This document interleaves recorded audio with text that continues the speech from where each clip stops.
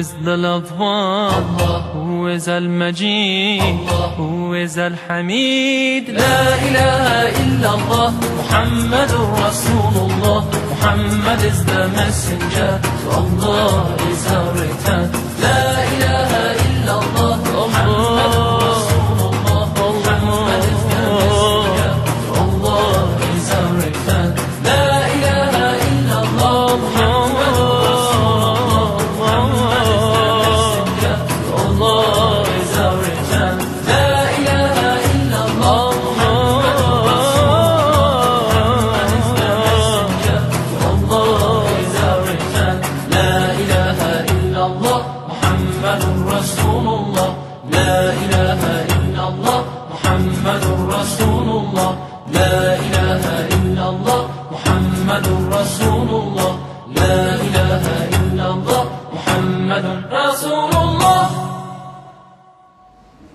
Seminar ini merupakan kegiatan perdana ILUNI PSKTTI Ikatan Alumni Program Studi Kajian Timur Tengah dan Islam periode 2015-2018 yang bekerja sama dengan PSKTTI Universitas Indonesia mempersembahkan acara yang luar biasa inspiratif, yakni seminar dengan tema Syariah dan Legal Pluralisme di Asia Tenggara dan Acara. Susunan acara pada hari ini, yang pertama adalah pembukaan, yang kedua pembacaan ayat suci Al-Quran dan sari tilawah, dilanjutkan dengan sambutan-sambutan. Lalu acara ini yang akan dimoderatori oleh Bapak Herman Budianto SEMSI dan dilanjutkan dengan sesi tanya jawab, pemberian kenang-kenangan, door prize, doa dan penutup. Assalamualaikum warahmatullahi wabarakatuh.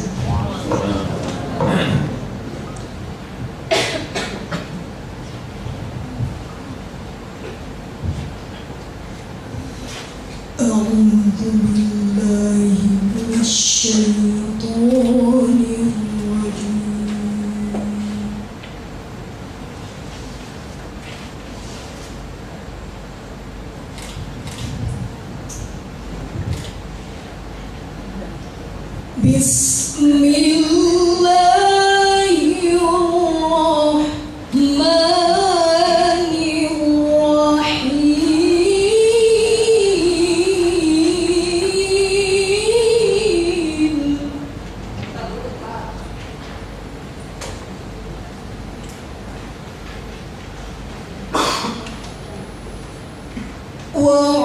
Wa'tasimu bihablillahi jami'an wa la tafarraqu.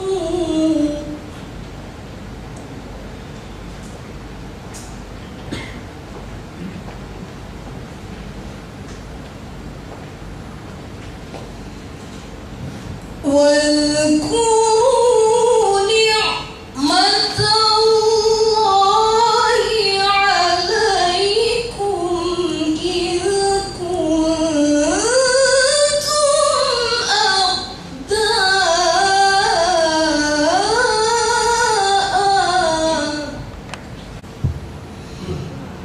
فألف بين قلوبكم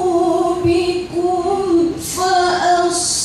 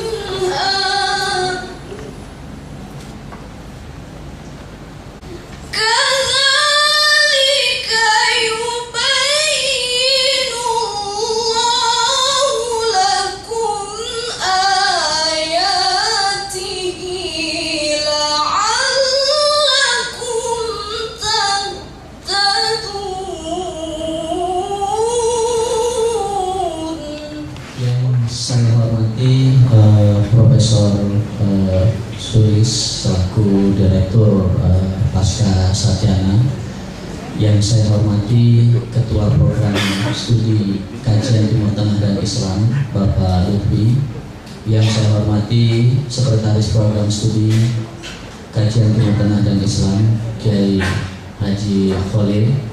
Harus lengkap di sini, kalau nggak lengkap salah kita nanti. Yang saya hormati pula tentunya Pak Beni selaku Ketua Umum Iluni Pasca Sarjana, dan tentu yang sama-sama kita hormati pembicara kita kali ini yaitu Dr. Haji Nadir Syah Hussein dan Bapak Sartono, Sri Sartono Budi Satrio. Alhamdulillah, seperti yang disampaikan tadi, ini adalah event perdana kita kerjasama dengan tentunya program studi Timur Tengah dan Islam. Jadi kita bersinergi untuk membangun berbagai macam event. Insya Allah ini adalah event pembuka kita. Next tentu kita berharap akan ada event-event berikutnya. Jadi izinkan sekali lagi atas nama Ketua Alumni Program Studi Kajian Timur Tengah dan Islam, kami mengucapkan terima kasih atas partisipasi rekan-rekan semua. Sebenarnya memang kita ciptakan ini pemberdayaan alumni semuanya. Jadi pembicara kita minta satu dari alumni. Alhamdulillah Pak Sartono Budi Satrio berkenan. Moderatornya juga kita minta juga dari alumni.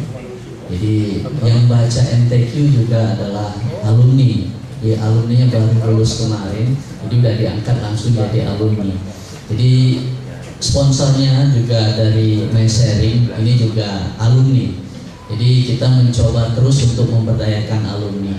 Ya, silahkan setelah ini kalau ada sponsor-sponsor alumni yang ingin berkontribusi lagi, insya Allah kita nggak akan tutup itu pintunya, akan selalu terbuka untuk sponsor-sponsor dari alumni. Demikian saya kira yang dapat saya sampaikan. Mudah-mudahan Allah meridhoi kegiatan yang kita lakukan pada kali ini. Lebih kurang mohon maaf. Wabillahi taufiq wal hidayah. Assalamualaikum warahmatullahi wabarakatuh. Assalamualaikum warahmatullahi wabarakatuh. Waalaikumsalam.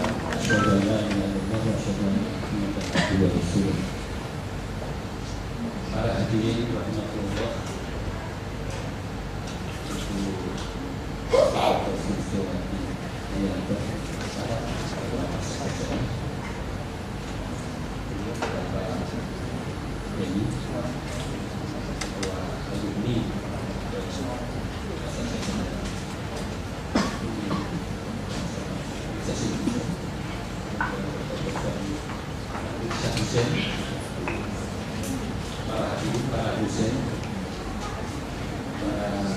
Alumni yang ada pada acara siang hari ini, kita pada kesempatan ini kehadiran tokoh pembicara yang sangat istimewa,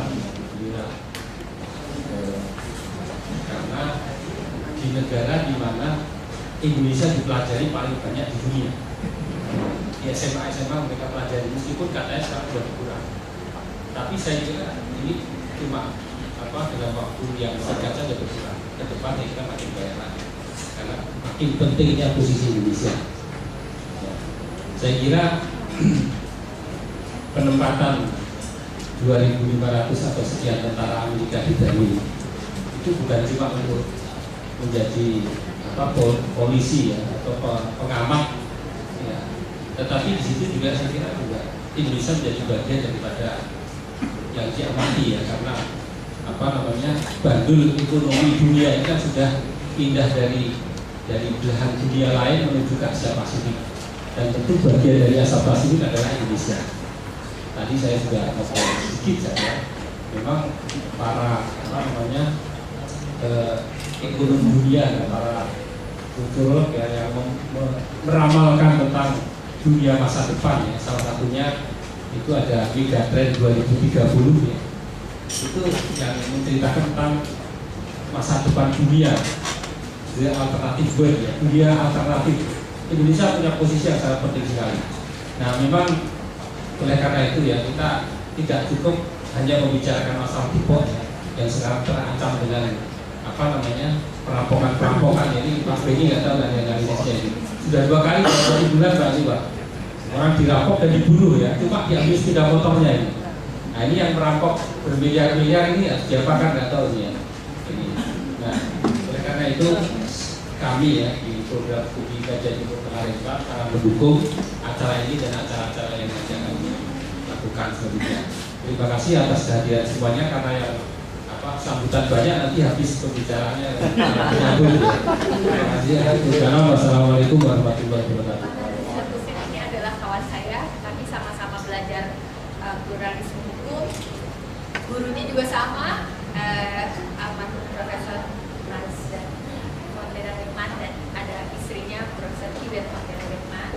Jadi ini sebuah studi yang sangat penting bagi kita yang berada di negara-negara berkembang dan Indonesia, karena pluralisme hukum itu adalah suatu realita. Studi ini munculnya karena merupakan kritik terhadap pandangan plural sentralisme hukum yang mengatakan bahwa satu-satunya hukum adalah hukum negara.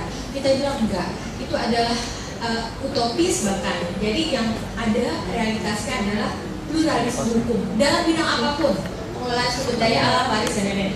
Cuman di Indonesia Mas Nadisnya saya atau Mas Nadisnya banyak di luar ya. Apakah mengikuti juga wacana ini di kalangan kawan-kawan akademisi maupun praktisi di Indonesia? Sering pluralisme hukum itu disalahartikan, bahkan dijadikan semacam ideologi. Nah ini yang kita mesti bagaimana mengurainya. Semoga kuliah ini nanti akan memberi pencerahan buat kita semua. Terima kasih banyak. Assalamualaikum warahmatullahi wabarakatuh. Alhamdulillah kepada para peserta yang dimuliakan oleh Allah Subhanahu wa taala, dan kepada para pembicara yang hari ini alhamdulillah sudah ada di antara kita, yaitu Bapak Profesor Dr. Nardisa Hussein, dan yang kedua adalah Bapak Sabtono Budi Satrio LC MSI. Alhamdulillah pada hari ini insya Allah akan memberikan sebuah kajian yang menarik terkait dengan syariah dan legal pluralisme di Asia Tenggara dan Australia. Dan juga demikian kepada bapak yang hadir di sini, Ibu Sulis, Ibu Bapak Benny, Bapak Kiai Haji Khalil, Bapak Lutfi, Pak Uda, dan yang lain-lain insya Allah yang dimuliakan oleh Allah SWT. Mudah-mudahan acara yang hari ini kita persiapkan yang benar-benar memberikan manfaat kepada kita semuanya. Sangat menarik sekali bahwa apa yang kita dibahas di sini, hadir di antara kita ada pakar ya hukum yang dari Australia, beliau dari sini. Alhamdulillah beliau adalah Profesor Dr. Nardisa Hussein. Kalau kita lihat kurikulum kita, beliau subhanallah ya luar biasa dengan segala macam aktivitas yang ada. Dan demikian juga dengan gelar-gelar yang dimiliki oleh beliau. Ini merupakan pembicara yang mumpuni di bidangnya terkait dengan masalah syariah dan legal pluralisme di Asia Tenggara dan Australia. Khususnya nanti beliau tentu akan banyak mengeksplor tentang kondisi-kondisi di Australia. Beliau ini adalah kalau kita lihat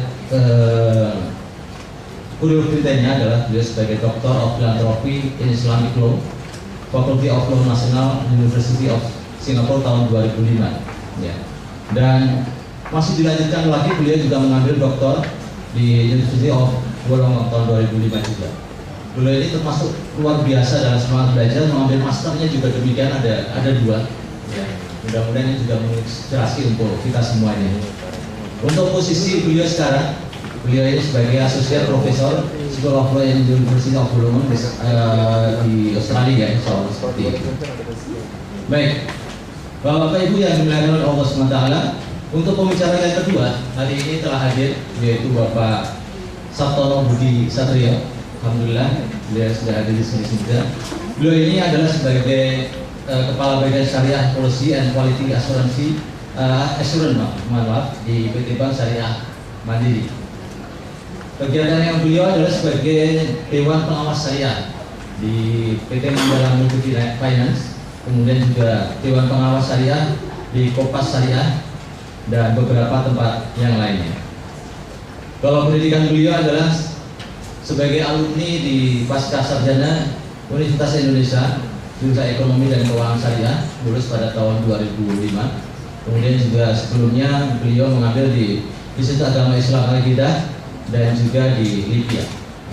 Alhamdulillah, Bapak sekalian dan ibu-ibu yang dimuliakan oleh Allah SWT, pada hari ini kita akan membahas dan mengetahui lebih dalam bagaimanakah syariah dan legal pluralisme di Asia dan Australia ini yang kita lihat sangat menarik.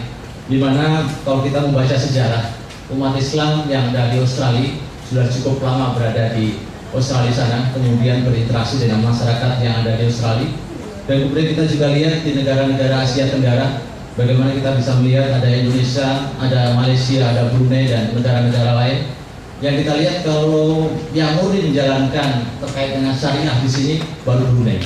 Yang lain-lainnya memang belum menerapkan secara totalitas. Dan ini yang akan kita kaji secara menarik, bagaimana implikasi syariah dan legal pluralisme ini di negara-negara masing tersebut, dan mudah-mudahan ini bisa menjadi sebuah diskusi berikutnya yang akan menarik. Dan untuk singkatnya kami akan menghadirkan pada masing-masing pembicara, kami mohon kehadiran untuk datang ke atas, yaitu Bapak Profesor Dr. Nabil Hussein. Kami persilahkan. Yang kedua adalah Bapak Sabtono Budi Satria, LC MSc. Kami persilahkan.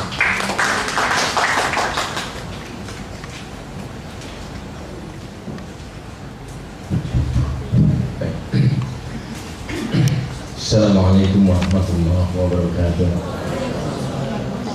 Assalamualaikum warahmatullahi wabarakatuh. Alhamdulillah wa tuba liman hudiya ilal Islam wa aishuhu kafafa wa quna. Salatan wa salaman ala hadin Nabi Muhammad sallallahu alaihi wasallam, mursyidul ummah ya yaumil qiyamah wa ba'd. Faqalallahu ta'ala fi kitabihil karim, a'udzu billahi minasyaitonir rajim, wa syaa rabbuka la ja'ala an-nasa ummatan wahidah wa la yazaluna mukhtalifin.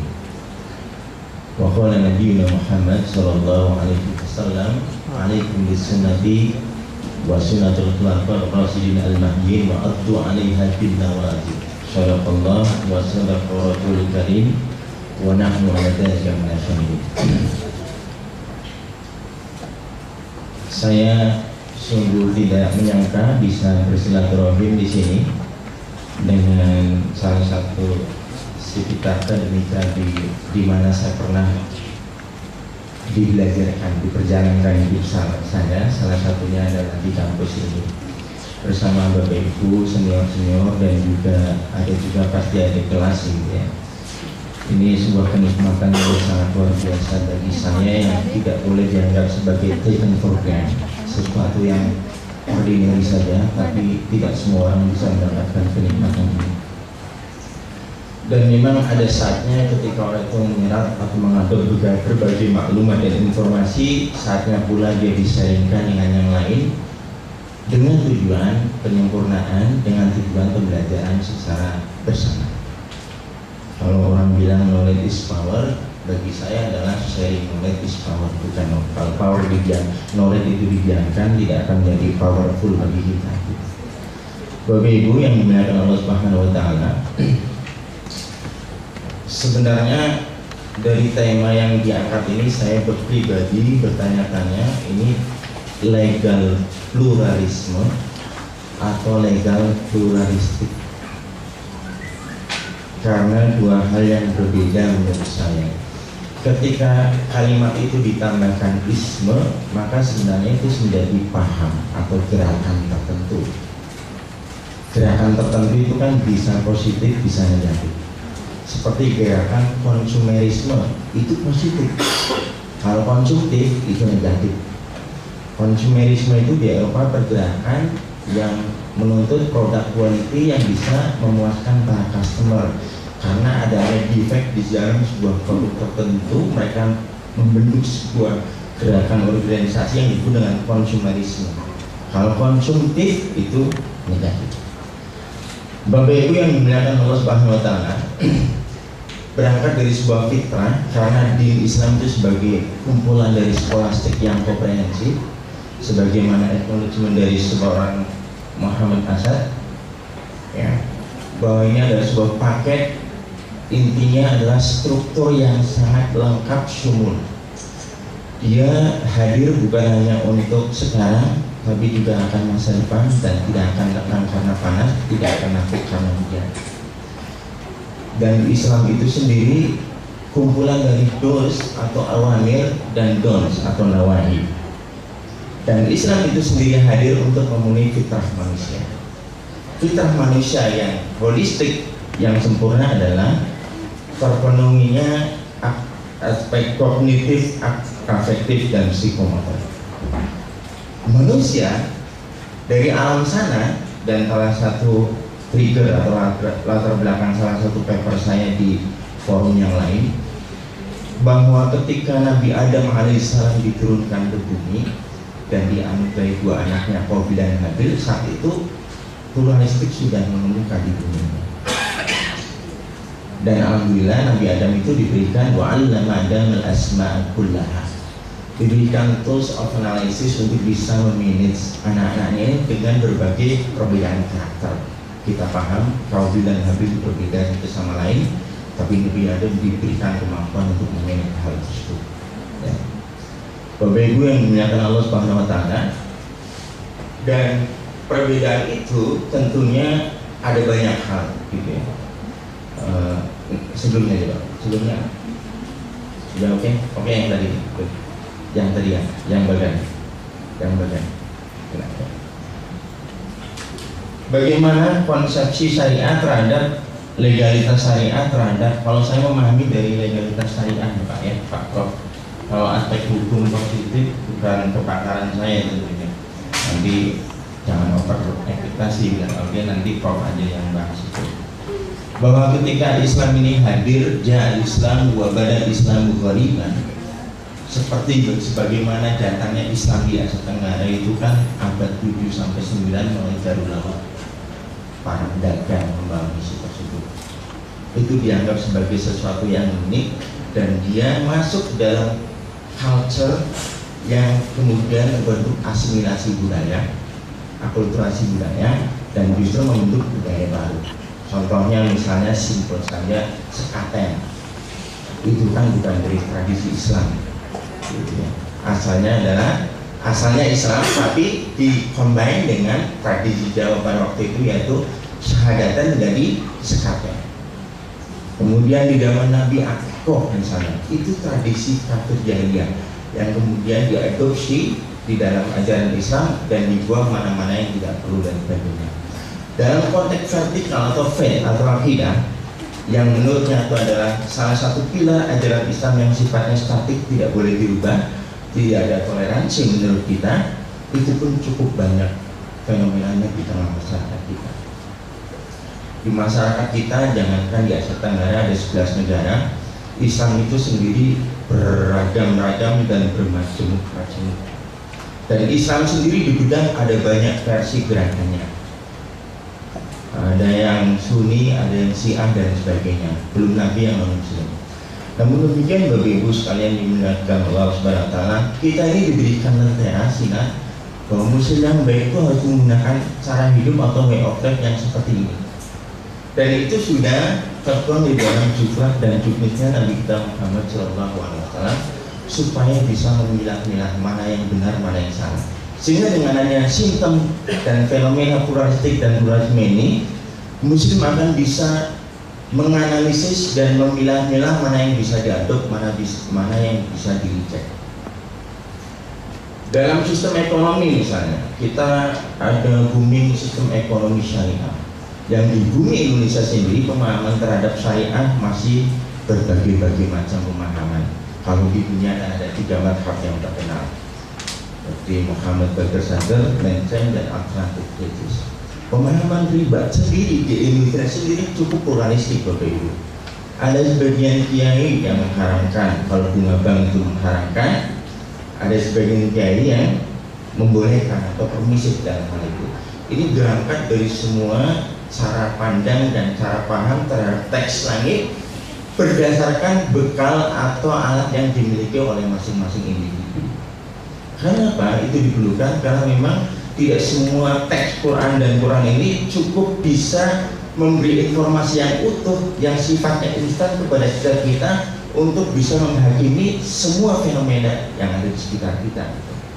Kalau misalnya kapitalis, kalau dibilang kapitalis, kita juga ada kapitalis. Semua orang itu kapitalis. Semua yang profit oriented itu kapitalis. Tapi kapitalis yang seperti apa, yang dihendaki dan dimaui oleh Allah dan Rasulullah Muhammad SAW. Sistem pemerintahan, saya nggak akan banyak mengupas itu karena terbatasnya waktu ya. Di kita sistem republik, ada kerajaan, ada juga parlementer dan sebagainya. Itu juga bentuk berbagai macam pluralistik di sekitar lingkungan kita, baik lokal maupun Asia Tenggara. Sistem kepemimpinan, cara memilih pemimpin itu berbagai macam. Hizbut Tahrir mengarahkan demokrasi, itu pluralistik. Salafi juga demikian. Ikhwanul Muslimin yang mengkampanyekan demokrasi dan sebagainya. Mereka menganggap bahwa Islam itu adalah syura majemah. Demokrasi, suara rakyat adalah suara Tuhan, itu bullshit, nothing. Itu nggak boleh kita pakai. Sebagian saudara kita memiliki persepsi yang seperti itu.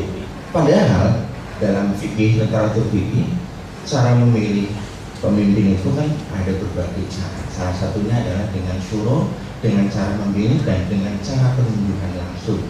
Yang itu memang sejujurnya dilakukan oleh ahli wal akdi. Representasinya apa kalau di kita sekarang?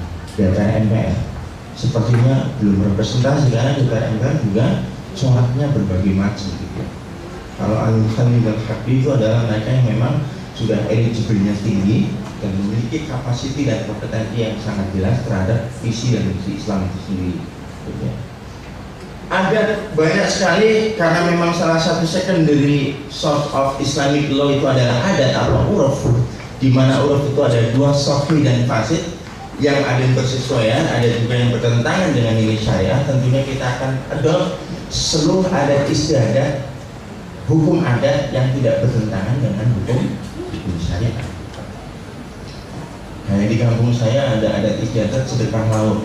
Substansi ritualnya apa? Potong kepala kerbau, dipersembahkan di tengah laut, dan itu persembahan bagi Nyi Roro Kidul. Itu kan sebuah culture atau adat yang memang bertentangan dengan teks langit yang harus kita eliminate gitu.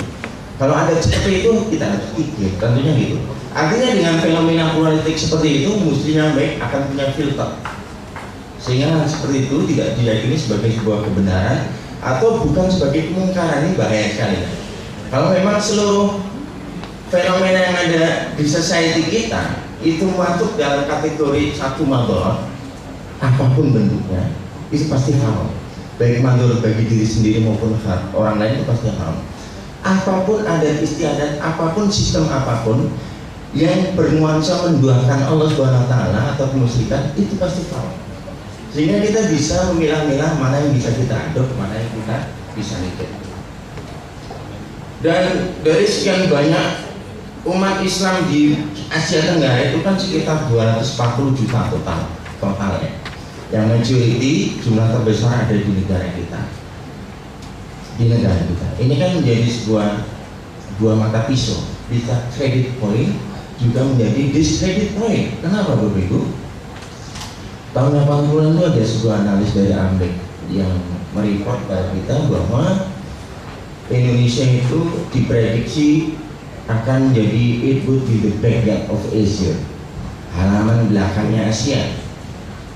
Why? Kenapa? It is because dua penyakit, law to work ethic and serious corruption. Etika kerja yang longgar, corak cara kerja orang berarti kan pluralistik juga itu. Ada yang kalau bahasa Qurannya famin humdolimun linafsik, yang paling Twitter lah, paling bawah kalau bahasa motivasinya. Paul Gistol dalam bukunya adversity question itu Twitter paling bawah. Ada yang juga tipe menengah, famin humuktasib, cara kerja orang tuh ada yang ya sekedar menjalankan job desk untuk cari nafkah, no more than that, gak lebih dari itu. Ada juga yang sabiqun bil khairat, itulah climber yang daya juangnya Indonesia sangat luar biasa. Nah, Indonesia dipredik akan menjadi it would be the backyard of Asia karena dua penyakit itu. Ini bisa nyusul negara tetangganya yang di Asia Tenggara, saya sebut contohnya Malaysia dan Thailand dikedepankan. Malaysia dan Thailand dikedepankan. Kalau bisa mengurangi dua penyakit ini. Kenapa Thailand dipredik oleh analis ini bisa maju dengan kultur mereka, adat istiadat mereka dan karena masuk rumpun dalam the little dragon countries, negara-negara kecil ular naga, Buddha dengan Buddhanya itu ya, filosofi Buddhanya. Makanya Anda lihat kalau di kelenteng atau luha, ornamen yang menonjol itu apa? Ular naga. Ular naga itu kan dari kepala turun naik turun sampai ekornya itu habis itulah kematian. Artinya bukan seberapa penting Anda menghitung berapa kali Anda jatuh, tapi seberapa penting dan berapa kali Anda bangun di setiap kali Anda jatuh. Contohnya adalah Jepang, Korea, Hong Kong, dan Thailand disebutnya. Gitu. Nah, umat Islam yang majority di Indonesia dengan keberagaman dan pluralitasnya dengan berbagai macam ini akan menjadi discredit point kalau memang dia nggak bisa memerangi dua kebiasaan ini, kalau saya katakan sudah menjadi kultur di Indonesia itu.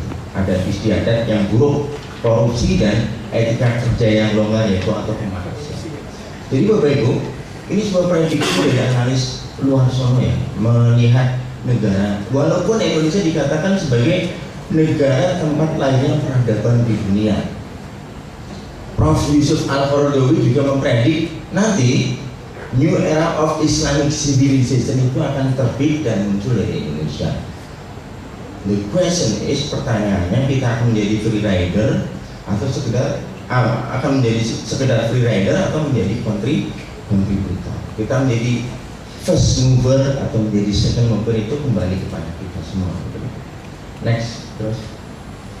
Nah, saya nggak perlu bicara ini pelajaran ibtidaiyah ya, bahwa pilar Islam itu ya. Yang jelas saya terus saja bahwa ini, bahwa ketika kita melihat fenomena pluralistik baik di lokal Indonesia maupun multilateral seperti di Asia Tenggara yang komponennya ada 11 negara itu, yang jelas kita perlu alat yang disebut dengan ijtihad.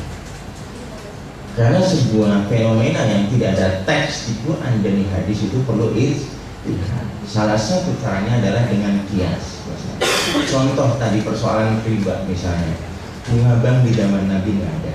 Karena di zaman Nabi hanya ada jistis personalnya mewakili, jukdesnya representasi daripada bank. Dia melakukan funding, lending dan juga services. Remiten juga ada di zaman Nabi. Cuma tidak net banking, belum mobile banking, belum clearing, belum FNJS.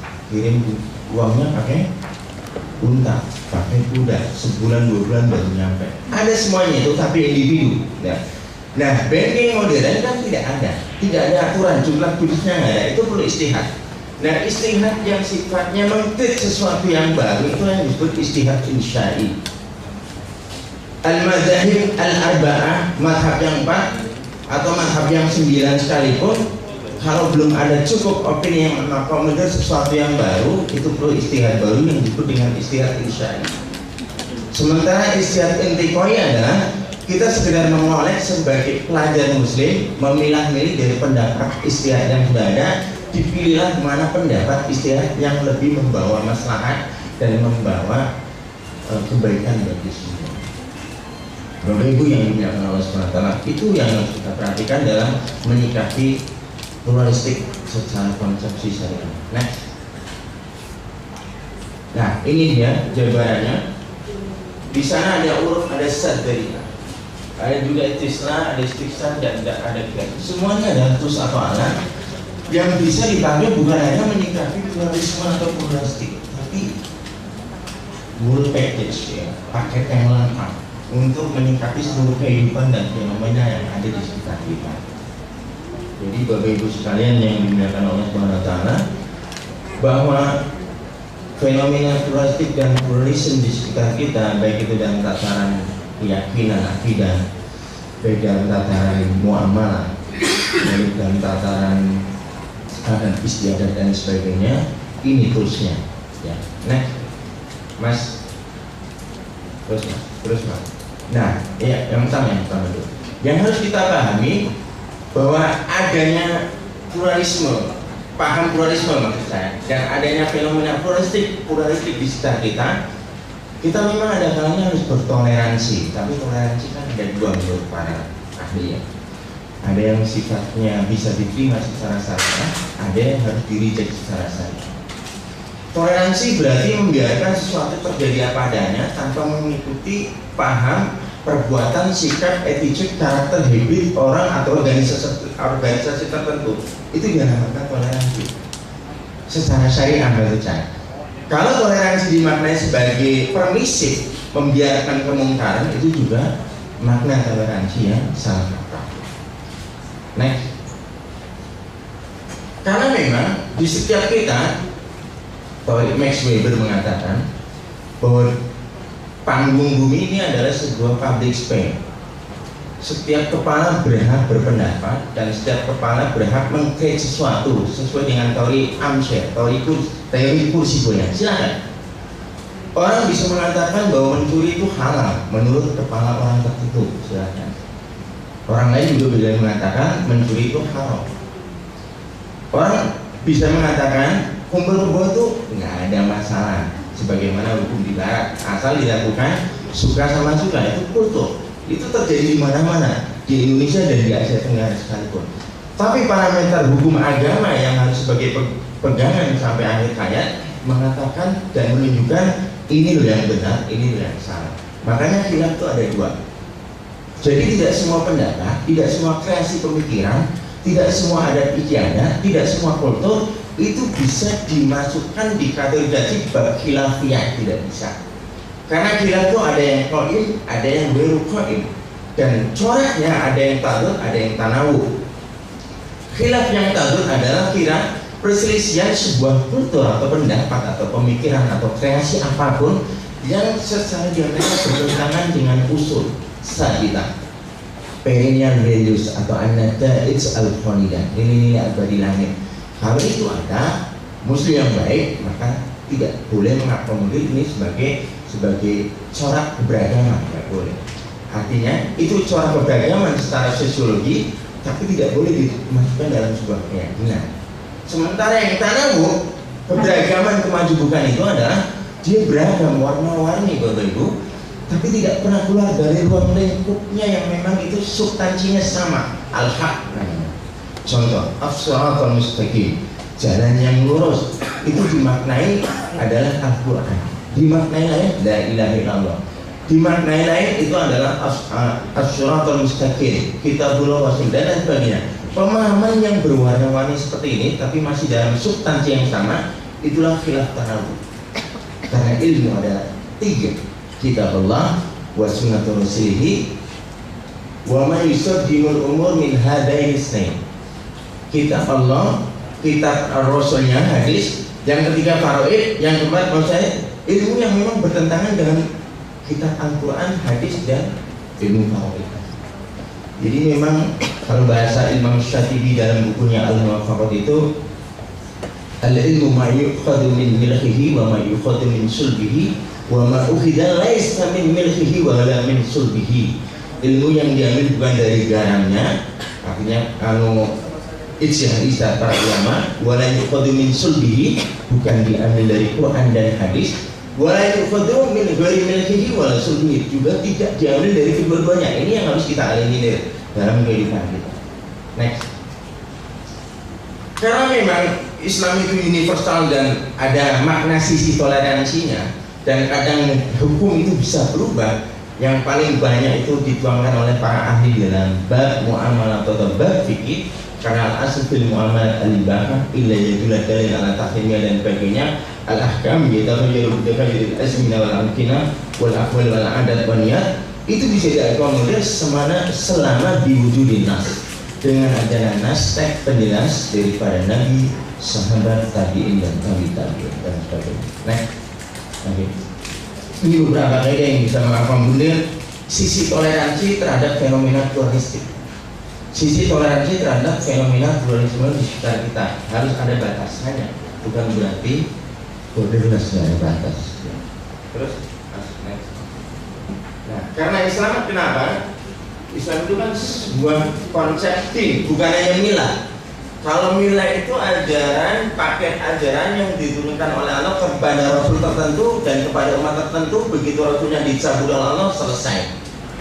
Limited edition. Tapi kalau din dari Nabi Muhammad sampai kiamat, itu yang dilakukan ini namanya. Dan Islam itu karena salah satunya adalah appreciating agriculture, itu pasti jelas. Nanti kita lihat contohnya. Terus mas.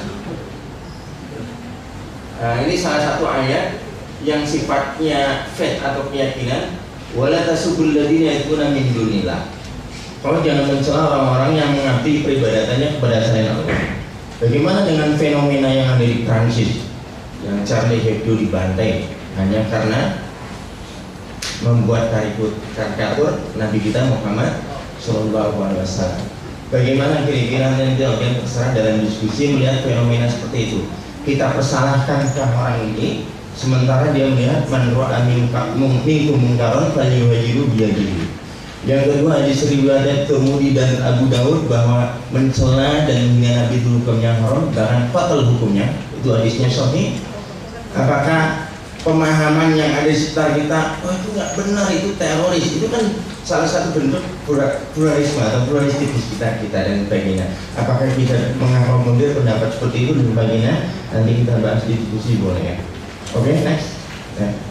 Nah, batasannya ini Bapak Ibu, ketika itu pluralisme atau politik menyentuh aspek vertikal, maka itu nggak ada toleransi. Lakum dinukum waliyadin. Tapi ketika dia masih menyentuh furu'iyah, hal-hal sifatnya cabang dan bukan umur sabita, tapi masuk perkara yang dinamis di dalam politik of Islam yang begitu holistik ini, maka hal tersebut bisa kita tolerir. Next. Terus, nah ini contoh culture adopting dalam, artinya bukti Islam itu toleran juga, Islam itu tasamuh juga, Islam itu humanis juga. Ketika sesuatu tersebut masih bisa diislamkan dan tidak bertentangan hal-hal yang usul. Jumlah hari itu dari Mesopotamia, dinar dirham itu juga versi Romawi, nama-nama hari Yaumul Ahad Islam itu juga dari Senin, Sabtu dan sebagainya. Itu akulturasi yang saya tidak ada masalah. Ajaran Afrika seperti tadi saya sebutkan. Dan kita lihat di Myanmar yang 85% contohnya dia Buddhisme, di mana simbol Buddhisme itu hampir di setiap provinsi ada pagoda-pagoda itu. Walaupun pagoda puncaknya itu 65.000 ton emas puncaknya. Jadi Bapak Ibu, kalau emas kita Monas berapa? 40 kilo lapisan juga. Itu 65.000 ton emas puncak pagoda, Sweden pagoda. Itu banyak peneliti itu datang ke situ hanya untuk melihat dan mempelajari kultur mereka. Dari mana itu? As negara bukan, ternyata negara plus uang sumbangan ikhlas dari rakyat sangat luar biasa. Itu Buddhisme. Saudara kita di Myanmar hanya karena perbedaan paham atau apa dianggap tidak masuk. Di Myanmar itu ada sekian ratus etnis ya yang saya tahu. Rohingya itu tidak masuk dalam list dan tidak pernah diakui. Saudara kita muslim di sana. Ini kan persoalan juga bagi kita. Ketika ada saudara kita seperti itu dan lihat fenomena sikap pemerintahnya junta militer, yang paling tokoh demokrasinya adalah Aung San Suu yang dikebiri karena memang dia tertutup sekali negaranya ya. Belum lama baru terbuka dan itu adalah 30 tahun lalu Jakarta lah ibu kotanya. Ketika saya nonton U19 kan saya pendukung U19 ini turun dari bandara kok seperti turun di Kabupaten Pekalongan ya, padahal ibu kota negara gitu ya. Jadi sangat lebih terbelakang ternyata dari kita itu. Ada negara yang lebih terbelakang dari Indonesia rupanya gitu ya. Dan next ya, ini contoh lain daripada yang akulturasi atau culture adopting dalam Islamic civilization atau Islamic scholastic ya. Semuanya memungkinkan selama masih dalam frame batas-batas yang memang diizinkan oleh koridornya. Next. Ya, itulah sekilas paparan bahwa di Asia Tenggara sendiri, Indonesia yang mayoritas Islam secara sosiologi konsep teorinya, di mana multi etnis lebih banyak, pasti potensi konfliknya lebih tinggi. Kita rucukkan lagi, umat Islam di Indonesia mayoritas, pemahaman terhadap teks, ayat maupun hadis dan aplikasinya juga berbeda-beda, itu juga menimbulkan adanya pluralistik di sekitar kita. Di Malaysia juga seperti itu. Contoh pengembangan ekonomi syariahnya yang cenderung dia top down bukan bottom up, dan pergerakan gesekan kecil dari negara-negara kecilnya provinsi Kelantan sebagainya untuk mendirikan negara-negara berbasis syariah itu juga menimbulkan konflik di Filipina dengan Islam murungnya. Bahkan saya pernah menjadi pembicara di International Forum untuk mendamaikan antara Islam murung dengan pemerintahnya di Surabaya. Kita ajak mereka menuju sebuah konsep yang bermakna universal.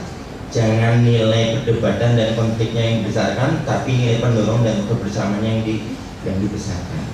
Ya, kemudian di Thailand gejolak politiknya juga kita paham dan sebagainya. Itu memang persepsi pola pikir, output pemikiran orang yang berbeda baik di level pemerintahan maupun rakyat dengan berbagai macam background pendidikan itu juga memicu pluralistik dan pluralisme di sekitar kita. Jadi dikatakan moderator, katanya baru moderator apa siapa tadi yang Brunei mengatakan moderator ya. Kalau di Asia yang lebih berbeda Saudi, tapi apakah benar itu negara syariah? Ternyata tidak juga. Di Saudi itu tidak. Dari Nakuturos min jail ila jail, generasi teman-teman kita yang S1, S2, S3 di Madinah, di mana-mana, ternyata penerapan tatbiqus syariah Islami di sana juga tidak sesuai yang kita harapkan, tidak seperti yang kita bayangkan. Masih berlaku tidak sarfa fi muthaif aqamu alaihi haq. Aqamu alaihi haq. Ada juga seperti itu. Kalau yang bermasalah itu orang kampung tidak mampu, bukan menjabat, ditegakkan itu hak punishment. Tapi kalau yang pejabat melakukan, mau itu narkoba dan sebagainya, lam yuqimu alaihi haq. Mereka tidak menegakkan. Ini kan sebuah fenomena lain dari saudara kita yang sesama muslim.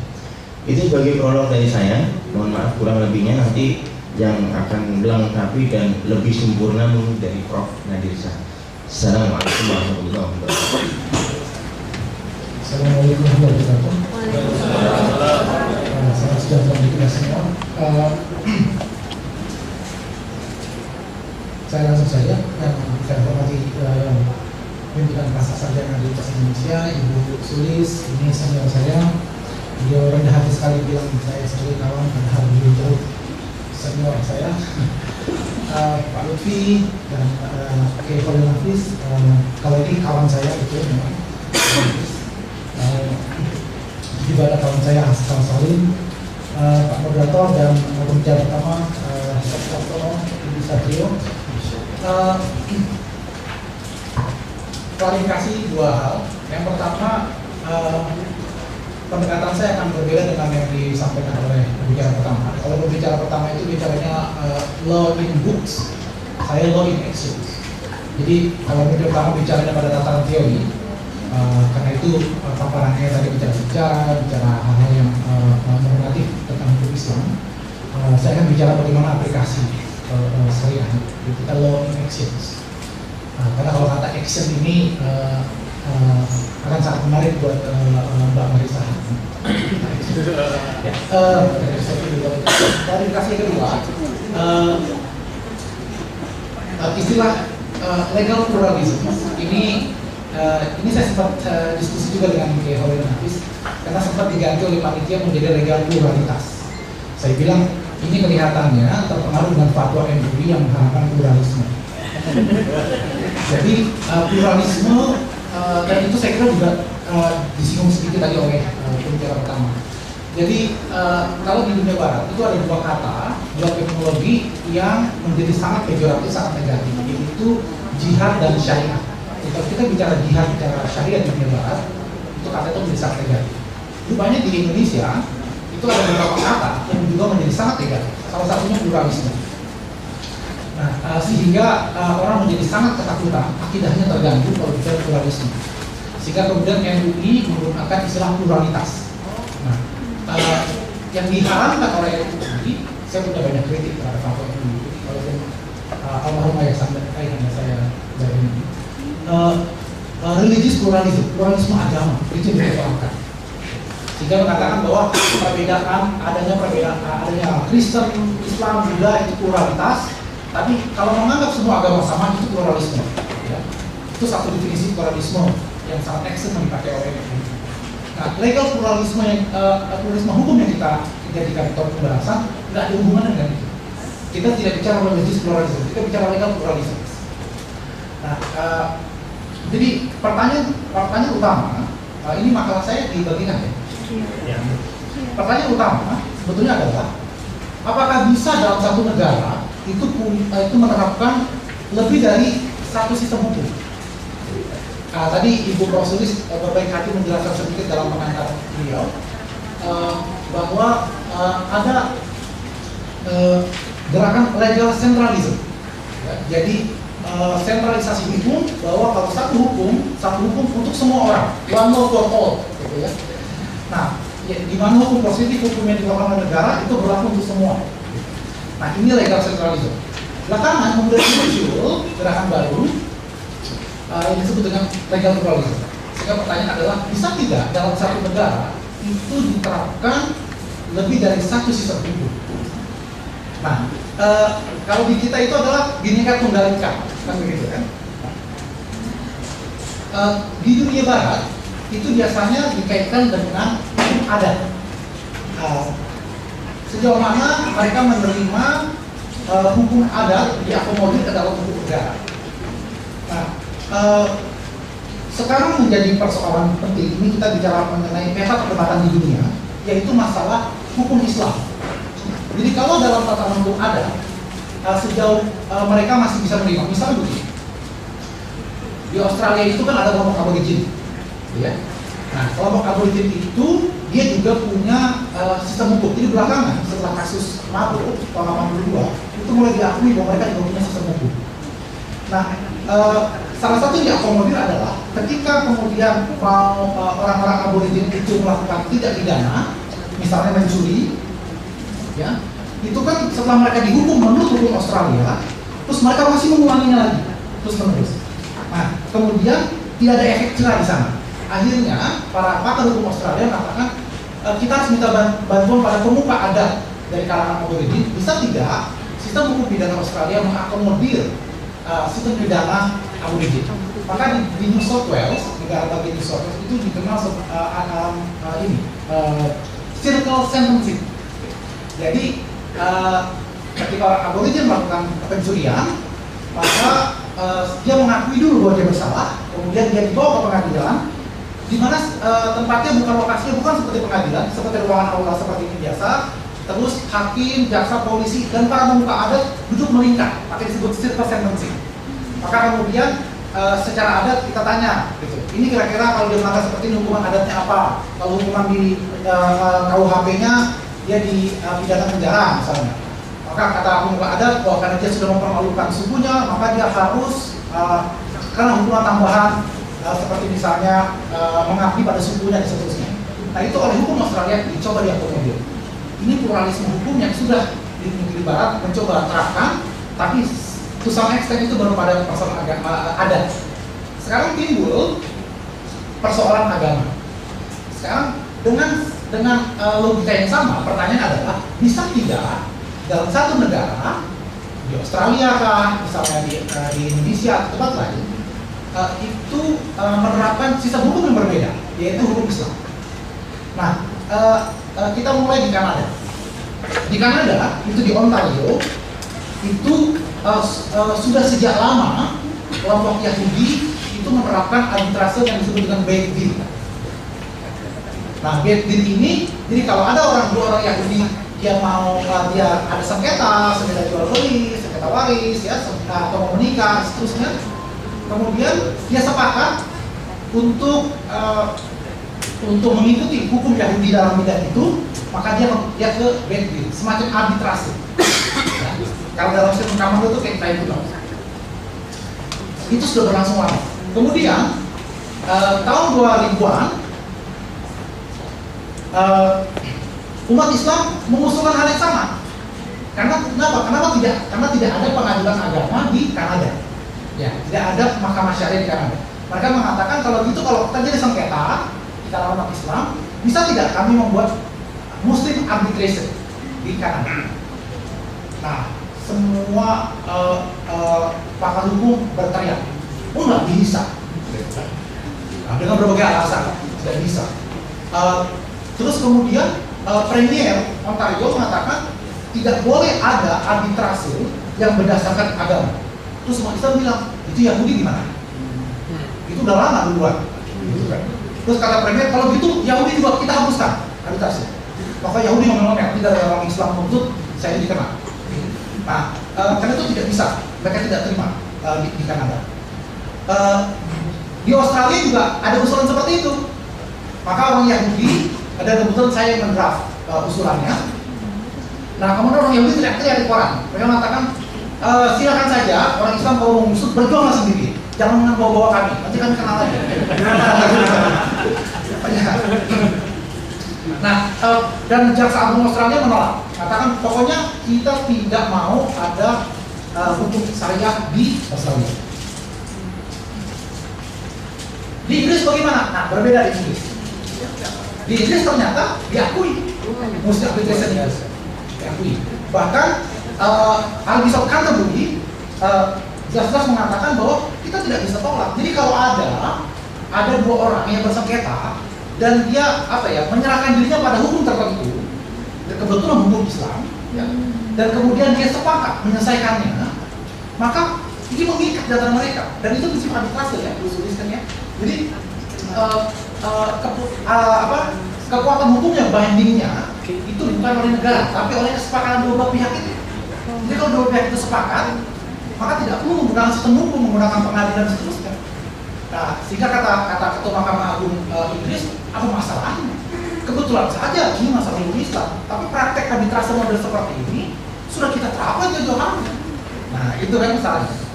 Jadi di Inggris ya, diterima. Nah, sekarang paper saya ini mengatakan bahwa kalau perdebatan di dunia, di Australia, Inggris, Kanada, itu kalau kita mau lihat apa yang terjadi di Asia Tenggara, sebetulnya Asia Tenggara ini adalah laboratorium dari legal pluralisme.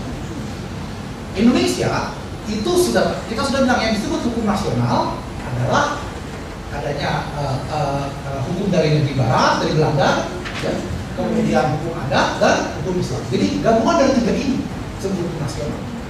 Nah, dengan konsep Bhinneka Tunggal Ika kita juga tidak ada persoalan, kita juga sudah ada pengadilan syariah. Karena itu kita ingin lihat apakah benar kalau kemudian kita menerapkan syariah, maka itu akan mengganggu sistem hukum dan demokrasi. Karena itu argumen dari ini. Argumentasi dari pihak yang tidak setuju adalah ini namanya bukan equality before the law, ya. Ini bukan persamaan di depan hukum. Jadi kalau ada orang aborigin mencuri dengan ada orang Australia biasa mencuri, kok hukumnya berbeda? Kemudian kalau ada hukum Islam, ada lagi orang Islam mencuri, hukumnya berbeda lagi. Nah, ini namanya tidak ada satu kesamaan depan hukum. Nanti kemudian bisa tidak, kemudian orang Islamnya mengatakan, saya tidak menundukkan diri saya pada hudud. Karena itu saya tidak mau dihukum menurut hukum saya. Karena menurut dia, kalau ketika dia sudah kata mencuri atau kata korupsi, hukum saya kan lebih keras kewenangan. Gitu. Atau misalnya ada kasus lain, kasus pribadi, di Singapura itu ada mahkamah syariah. Nah, Singapura ini kan dia negara jajahan Inggris tuh, common law sistemnya, ya, tapi dia punya mahkamah syariah. Dan aturan mainnya dalam to some extent lebih strict dari kita. Saya dulu ngambil dokter saya yang kedua di NUS di Singapura, itu kalau di kantin kita bercanda, bahkan di kantin pun ada agama. Kenapa? Jelas, nanti kalau kita habis makan, maka mengembalikan piring itlak itu jelas, ini buat yang muslim atau buat muslim. Jadi piring pun ada agamanya di sini. Nah, karena itu orang-orang misalnya kalau mereka punya jual kue, ada cap halalnya, gitu ya. Kalau tidak ada cap halalnya, bagaimana? Nah, itu persoalannya. Jadi istri saya bilang, saya waktu kami di sana, saya mau makan black forest. Gitu. Terus kemudian Iya, itu ada umumnya. Nah, kemudian kata saya bilang, ya sudah kamu beli aja, saya tunggu di luar. Terus dia datang, saya bilang, mana beli Malaysia? Orang yang kamu jual.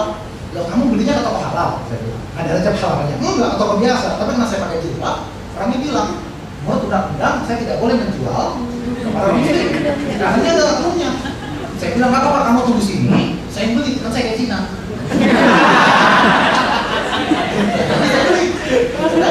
Nah, saya beli, terus saya bilang, ini banyak. Kata saya, ini kenapa nggak boleh? Karena ada rutnya. Oh, saya kan masih berbagai mazhab, ada mazhabnya. Saya itu masuknya Nabi kalau kata mazhab Hanafi. Nah, jadinya bagaimana tadi sama kayak Nabi. Nah, itu artinya apa? Ternyata kita membutuhkan pluralisme di dalam pluralisme. Jadi pluralisme hukum saja begitu diterapkan di syariah di Singapura, tetap ini membuat orang yang berbeda mazhab, orang yang berbeda pemahaman, terpaksa harus mengikuti aturan yang ada. Nah, ini menimbulkan problematika. Bagaimana kalau kemudian mazhab saya bukan mazhab Syafi'i, mazhab saya Hanafi misalnya? Apakah saya harus menentukan diri saya untuk itu? Nah, tentu saja tampang saya kayak Cina. Jadi nggak ada pertanyaan. Saya beli selesai. Nah, tapi buat istri saya yang pakai jilbab, bayangannya kalau kamu Melayu, kamu Muslim, kamu Syafi'i. Nah, tadi disebut Brunei misalnya, masalah hudud. Ini masalah hudud juga ada juga di Aceh. Ini kawan saya Pak Salim yang lebih ngerti soal Aceh. Itu juga problem misalnya. Pertanyaannya adalah mengapa mayoritas umat Islam, mayoritas negeri-negeri Islam itu tidak menerapkan hudud. Nah, tahun lalu itu saya bikin buku Modern Perspektif of Islamic Law bertiga dengan Enbek dan Hussein Ismail. Chapter tentang Islamic Law saya tulis. Nah, saya bilang di situ, kenapa mayoritas negeri Islam tidak menerapkan hudud? Karena memang justru jauh lebih Islami tidak menerapkan hudud sekarang. Nah, ini pasti akan ramai seperti itu. Nah, apalagi sekarang praktek-praktek yang disebut dengan hudud itu menjengkelkan sekali menurut saya. Misalnya, semuanya itu pengen cambuk. Ini nggak ada hukum lain, berhenti jejak di sana, cuma cambuk. Misalnya di Bulukumba itu ada seorang suami yang mengirim SMS mesra kepada istri orang lain. Ketahuan pula. Hari ini pakai ketahuan. Terus ketahuan. Terus kemudian maka karena sudah diterapkan pada syariah, itu maka si suami tadi, si tetangga ini dia dicambuk. Nah, apa memang ada hukuman dalam Quran di hudud itu yang mengatakan kalau kita ngirim SMS kepada istri orang lain dan ketahuan, maka hukuman dicambuk? Gak ada. Yang ada itu takzir, misalnya kan?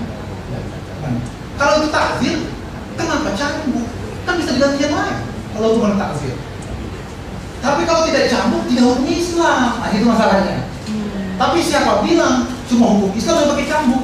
Di Singapura, kalau bapak dan ibu-ibu berani mencoret-coret gedung di Singapura, graffiti, itu ditangkap dan dicambuk, caning. Nah, saya tanya sama profesor hukum saya dulu di sana. Saya bilang, ini kok kamu Islami sekali itu gitu? Kok kamu mencambuk ini Islami sekali? Ternyata dia mewarisinya dari hukum Inggris. Itu sekali bukan sama hukum Islam. Bedanya kata profesor saya di sana, Inggris sudah merubah hukumnya, kita belum. Seperti KUHP kita, pidana kita masih ikuti pidana Belanda sudah mengubah, kita masih ngikutin. Nah, jadi tidak semua yang berbau cambuk itu Islami. Nah, tapi kita merasa kurang Islami kalau maka dia cambuk. Atau misalnya di beberapa tempat yang menerapkan pada syariah, misalnya perempuan yang tidak pakai jilbab itu dilakukan razia, kemudian digiring masuk ke truk, ya, dan bahkan rambutnya dipotong. Pertanyaannya, ada tidak hukuman dalam syariah, baik Quran atau hadis, buat orang yang tidak pakai jilbab? Gak ada. Kalau dia tidak pakai jilbab, katakanlah jilbab itu wajib. Ini perdebatan panjang. Ya. Katakanlah jilbab itu wajib. Apa hukumannya buat orang yang tidak pakai jilbab? Hukumannya dia berdosa di mata Tuhan, tapi tidak ada hukuman dunia. Apa tidak boleh kita hukum? Boleh, takdir. Tapi lagi-lagi kenapa dipermalukan? Atau lagi-lagi kenapa mesti dicabut dan seterusnya? Bagaimana kalau hukumannya itu adalah disuruh membersihkan WC kabupaten selama 2 minggu gratis? Sayang kan? Loh, bab pertama dalam fikih, semua kita buka, bab pertama bab halal. Kan itu kebersihan.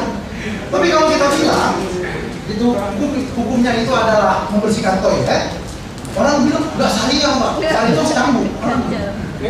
Nah ini masalah. Nah baik, kita kembali lagi kepada perdebatan di Australia sekarang.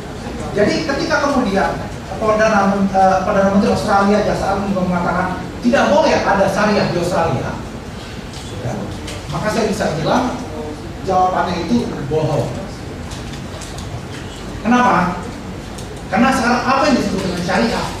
Ternyata orang bisa sholat, syariah bukan? Orang bisa berpuasa di Australia, syariah bukan? Orang mau naik haji itu syariah bukan? Terus kalau kita tanya, kalau gitu yang maksudnya syariah itu gimana? Ya kudu, potong tangan. Jadi lagi-lagi kita sendiri mereduksi yang disebut syariah itu kudu. Sehingga kalau setiap ada tuntutan syariah, maka yang mau diinginkan adalah kudu. Nah, ada 2 wilayah di mana pemerintah Australia terlibat dalam pelaksanaan syariah, walaupun mereka malu-malu mengakuinya. Yang pertama adalah di area halal sertifikat.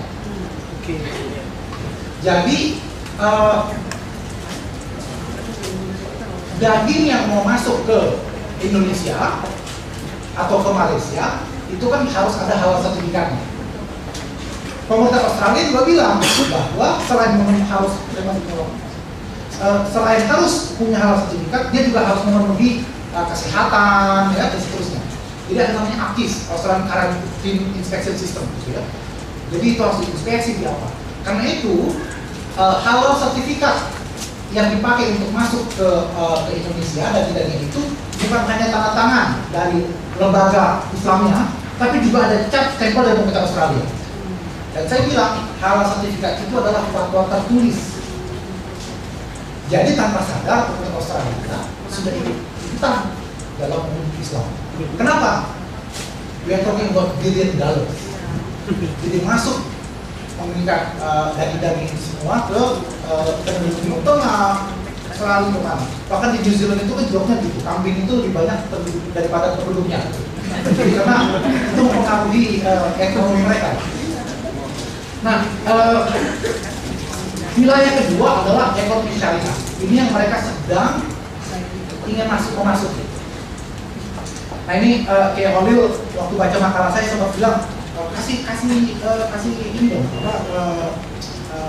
kasus yang khusus gitu, jelas, yang terlalu global. Oke, saya bilang kita ngomongin ekonomi syariah.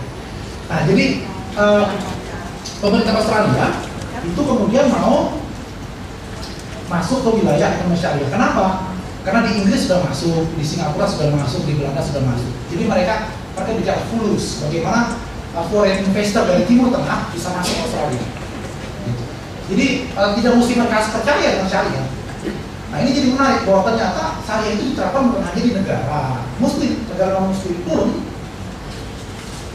karena desakan ekonomi tadi harus masuk. Karena itu kalau kita bicara fulus kepada orang Australia, nggak bisa. Tapi kalau kita bicaranya fulus, ada sertifikat ekonomi syariah gitu kan, nggak apa-apa. Kalau nggak ada fulus jadi mampus. Nah, karena itu kalau pejuang syariah kalau mau ke Australia, itu harus kita ngomongnya, bukan ngomongin dulu. Nah, tetapi juga masih ada masalah di Australia. Jadi ini kalau bank konvensional, ya, itu kan kalau kita mau beli rumah, maka kemudian kita bilang sama bank konvensional, saya mau beli rumah, saya mau pinjam uang 1 M, gitu kan? Ya udah, dipinjamkan, kemudian harus mencicil sama berapa tahun dengan bunga sekian. Kalau bank syariah kan tidak.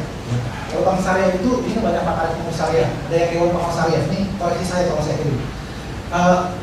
Datang ke bank syariah, katakan saya mau beli rumah, gitu kan? Berapa? 1 M. Maka sudah dapat rumahnya, sudah tahu rumahnya yang mau dibeli, ya sudah yang itu rumahnya. Terus kemudian banknya akan beli itu rumah, kan gitu. Kemudian dijual kembali kepada saya 3 M. Maka saya harus mencicil selama 30 tahun 3 M ini. Gitu. Nah ini ketika saya jelaskan kepada mahasiswa saya, mereka mengatakan apa bedanya kalau bank konvensional.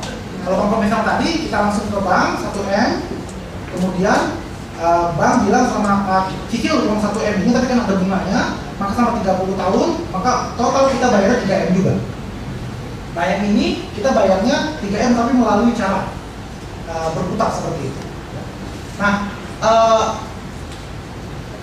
kemudian saya bilang ya kalau menurut Kiai dari Indonesia itu sih bedanya antara bank konvensional dengan bank Islam itu ya bedanya antara orang menikah dengan orang berzina, sama-sama tidur tetapi yang satu pakai akad satu enggak. Jadi yang ini pakai akad jadi halal, gitu kan? Yang tadi itu dia nggak pakai akad jadi haram. Jadi bedanya di akadnya. Nah, tapi buat orang Australia itu problem. Problemnya kenapa? Berarti terjadi 2 kali transaksi. Bank membeli itu rumah 1 transaksi. 1 kali pajak. Nah, orang Australia kan ngomongin pajak. Begitu kemudian bank jual lagi ke saya, transaksi kedua pajak lagi. Jadi investor timur bilang double tax. Siapa yang mau investasi? Gitu. Nah, di Inggris dan di Singapura itu sudah dilunakkan. Jadi sudah katakan kita hitung 1 transaksi. Di Australia, pemerintah Australia mengatakan within our tax system kita bakal ubah sehingga itu menjadi 1 kali transaksi saja. Tapi anggota parlemen di Australia teriak, kenapa mau mengistimewakan transaksi dari Timur Tengah? Lagi-lagi apa? Persamaan di depan hukum kan? Kenapa kemudian transaksi jelas-jelas 2 kali tadi itu mau dibikin 1 kali? Nah ini masih perdebatan panjang. Nah ini ganti pemerintah, nggak ada lagi kabarnya seperti apa. Nah karena itu ternyata law in actions, gitu ya, mengatakan bahwa syariah bisa diakomodir. Pertanyaannya adalah sejauh mana kita diakomodir? Apa topik-topik yang bisa diakomodir? Ya. Terus kemudian apa limitnya? Apa batasannya? Karena seperti tadi disinyalir oleh Bu Sulis, nanti atas nama pluralisme hukum, gitu akhirnya semua ingin syariah menjadi total diterapkan. Padahal itu akan menabrak konstitusi, itu akan menabrak human rights. Nah ini kemudian jadi persoalan. Nah misalnya di Sydney itu 2 tahun lalu sempat ada masalah, ada orang bule yang convert masuk Islam. Jadi minum bir itu kan tradisi orang bule, itu tradisi orang-orang Australia itu yang mereka minum. Jadi seminggu setelah masuk Islam dia masih minum, dilihat oleh temannya. Maka kemudian di malam hari temannya orang Arab yang sudah memasukkan diri Islam ini memanjat apartemennya seperti pencuri, memanjat masuk, dia lagi tidur, kemudian dia cambuk. Dia mengatakan bahwa karena Anda sudah minum koma. Nah gitu. Saya nggak tahu dia pakai mazhab apa 40 atau 40 kali. Nah, jelas dia cambuk. Makanya orang lapor ke polisi, heboh lah berita di mana-mana saat itu. Jadi sampai ada detektif polisi, asal polis itu datang ke tempat saya, ke Wolonggong, mau tanya soal cambuk-mencambuk itu lagi. Nah akhirnya saya bilang, masuk aja di kelas saya ini. Saya kebetulan di Australia itu saya ngajar hukum Islam, sama saya juga ngajar hukum konstitusi Australia. Nah jadi akhirnya detektif itu dapat penjelasan lebih jauh tentang hukum Islam dan seterusnya. Tapi mereka bingung. Jadi apakah bisa setiap orang itu mencambuk? Kan begitu. Atau kalau ada orang yang mengaku berzina, apakah setiap orang bisa kemudian seperti Laskar Jihad yang merajam? Bertanya. Nah ini karena itu persoalan negara menjadi penting. Di mana letak negara? Nah, kembali kepada persoalan arbitrase tadi. Kalau persoalannya adalah pada muamalah, ya, transaksi, ya, kalau kedua belah pihak sepakat, dia mengikuti hukum tertentu, tidak ada masalah kemudian, karena ini bicaranya di wilayah muamalah. Tapi kalau sudah dia di wilayah pidana, maka ada keterlibatan negara di sana. Bahkan dalam hukum Islam sekalipun tidak bisa kemudian setiap orang mau mencambuk itu orang, tidak bisa. Tetap harus melalui proses pengadilan, gitu. Tetap harus melalui proses hukuman, gitu. Dan kemudian juga negara yang mewakili untuk mencambuk, bukan kemudian setiap orang. Nah, saya kira ini pengantar diskusi kita. Ya. Terima kasih banyak. Kurang saya mohon maaf. Subhanallah, masih Allah. Sungguh kami tidak punya apapun kecuali apa yang telah Beliau katakan. Terima kasih. Dr. Marisa Hussein yang telah memaparkan tentang konsep pluralisme di Australia. Tadi kita sudah mendengarkan bersama-sama bagaimana pemaparan beliau bahwa di Australia ya terkait dengan pluralisme ini masih menjadi sebuah diskusi yang perlu ditindaklanjuti, walaupun ada beberapa contoh misalnya terkait dengan sebuah bridging tadi ya, bahwa apabila disepakati berdua maka bisa ada tindak lanjut terkait dengan hukum-hukum tertentu yang disepakati. Dan kita berharap tentu secara bertahap konsep-konsep Islam bisa masuk di dalam tataran hukum-hukum yang ada di Australia, khususnya tentu yang hukum-hukum yang terkait dengan berbau ekonomi lebih mudah ya, Prof ya, yang masalah kurus ya, yang masalah hudud dan lain-lain, tentu sesuatu yang sangat menakutkan bagi mereka. Baik, untuk kepada para pembicara kami ucapkan sekali lagi terima kasih, dan kami memberikan kesempatan kepada para peserta untuk bisa menanyakan. Kami buka untuk sesi pertama, yaitu 3 pertanyaan. Kami persilahkan untuk mengangkat tangan dengan singkat dan menjelaskan nama dan dari makron. Ada soal ya. Makasih atas tanggapan sapaannya kepada saya. Ya. Jadi pertanyaan tadi itu kan sebenarnya bagaimana sih tatbik atau aplikasi saya yang komprehensif gitu ya. Sementara saya tadi sempat mempersoalkan kenapanya di Saudi itu belum pulih sebagaimana ekspektasi kita. Informasi yang tadi saya sampaikan itu memang bukan gagasan kosong, karena kawan-kawan kita itu kan yang 10-15 tahun bahkan sampai doktor itu kan lama sekali di sana itu menyaksikan langsung. Aplikasi di sana itu masih sebatas bab hudud. Makanya saya sebut belum aplikasi sepenuhnya. Hudud itu pun masih diperkecil lagi dengan case-case-nya. Ketika dia melakukan pejabat, lam yuqim alaihi had, tidak ditegakkan hukum. Tapi hal yang melakukan itu memang orang yang tidak cukup punya power, ditegakkan hukum. Itu satu. Yang kedua, dari aspek ekonomi dan banking saya pernah diskusi dengan Prof. Dr. Al-Usaimi, guru besar di sana. Kemudian beliau sama Mufti Besar Saudi Syekh Abdullah Sulaiman Al-Mani mampir ke Villa Biru di Puncak 5 hari kentang sama saya. Jadi di Saudi pun itu tidak melulu Islamic Bank, ada juga konvensional bank. Artinya kalau trigger pendirian dan pembentukan ekonomi saya itu karena excess multidoor petrodolar, yang daripada mereka excess liquidity, bingung mau placement asset allocation yang kemana daripada ke Eropa yang berbasis riba, makalah dibentuk Al-Rajhi Bank itu yang salah satunya. Tapi itu pun belum banyak, cuma itu aja, yang lain masih konven. Itu menunjukkan passion atau gairah untuk mengembangkan syariah yang ekonomi syariah, di mana itu salah satu sub dari penegakan syariah, an aqimuddin wa la tatafarraqu itu belum. Ini analisa saya. Dan Islam itu kan bukan hudud aja, akhi. Ada muamalah, ada munakahah. Kalau di Indonesia nikah udah syariah ya, akad penggulu syariah ya, gitu. Munakahah, ada bab hudud, ada bab muamalah dan ibadah.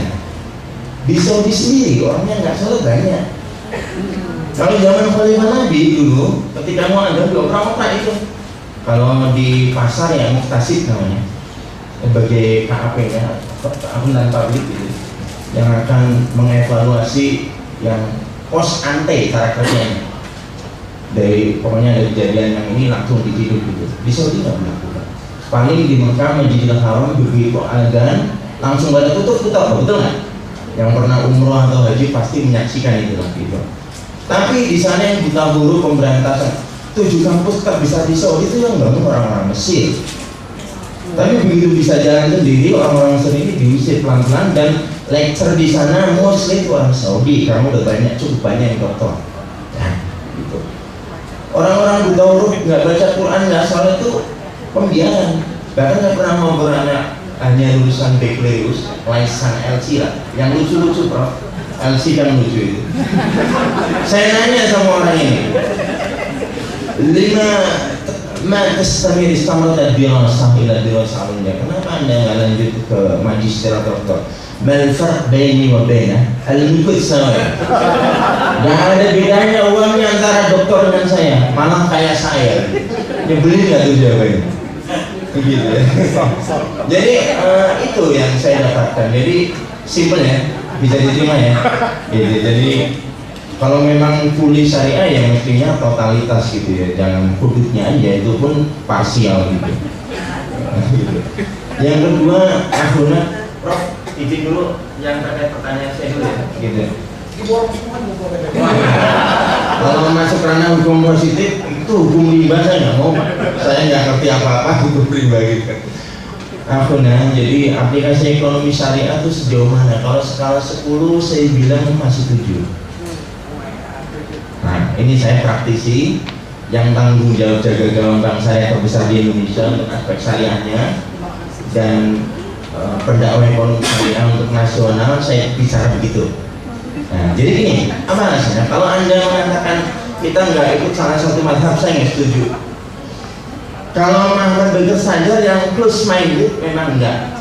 Di Iran itu kan yang berkembang itu hanya di Iran, itu hanya dikonsumsi di Iran sana. Di sana top down powerful governmentnya, the rule of government in Islamic economy sangat powerful di Iran. Maka itu ketika di ranking di dunia, market share banking di dunia nomor 1 di Iran. Karena memang perdanya sana istilahnya kita itu positivisasi dari Quran hadis ada berlaku dan jalan. Apa bunyinya? Haram hukumnya bank konven masuk bumi Iran, makanya syariah semua. Ya wajar 100%. Ranking golnya bukan Saudi akhir, Malaysia 8 tahun lebih dulu dari kita 9 bulan ya 81. Iya. Ya, nanti yang khilafah belum ya? Nah, Hizbut Tahrir yang pasti. Banyak-banyak belajar lagi itu anak-anak muda Hizbut Tahrir ya.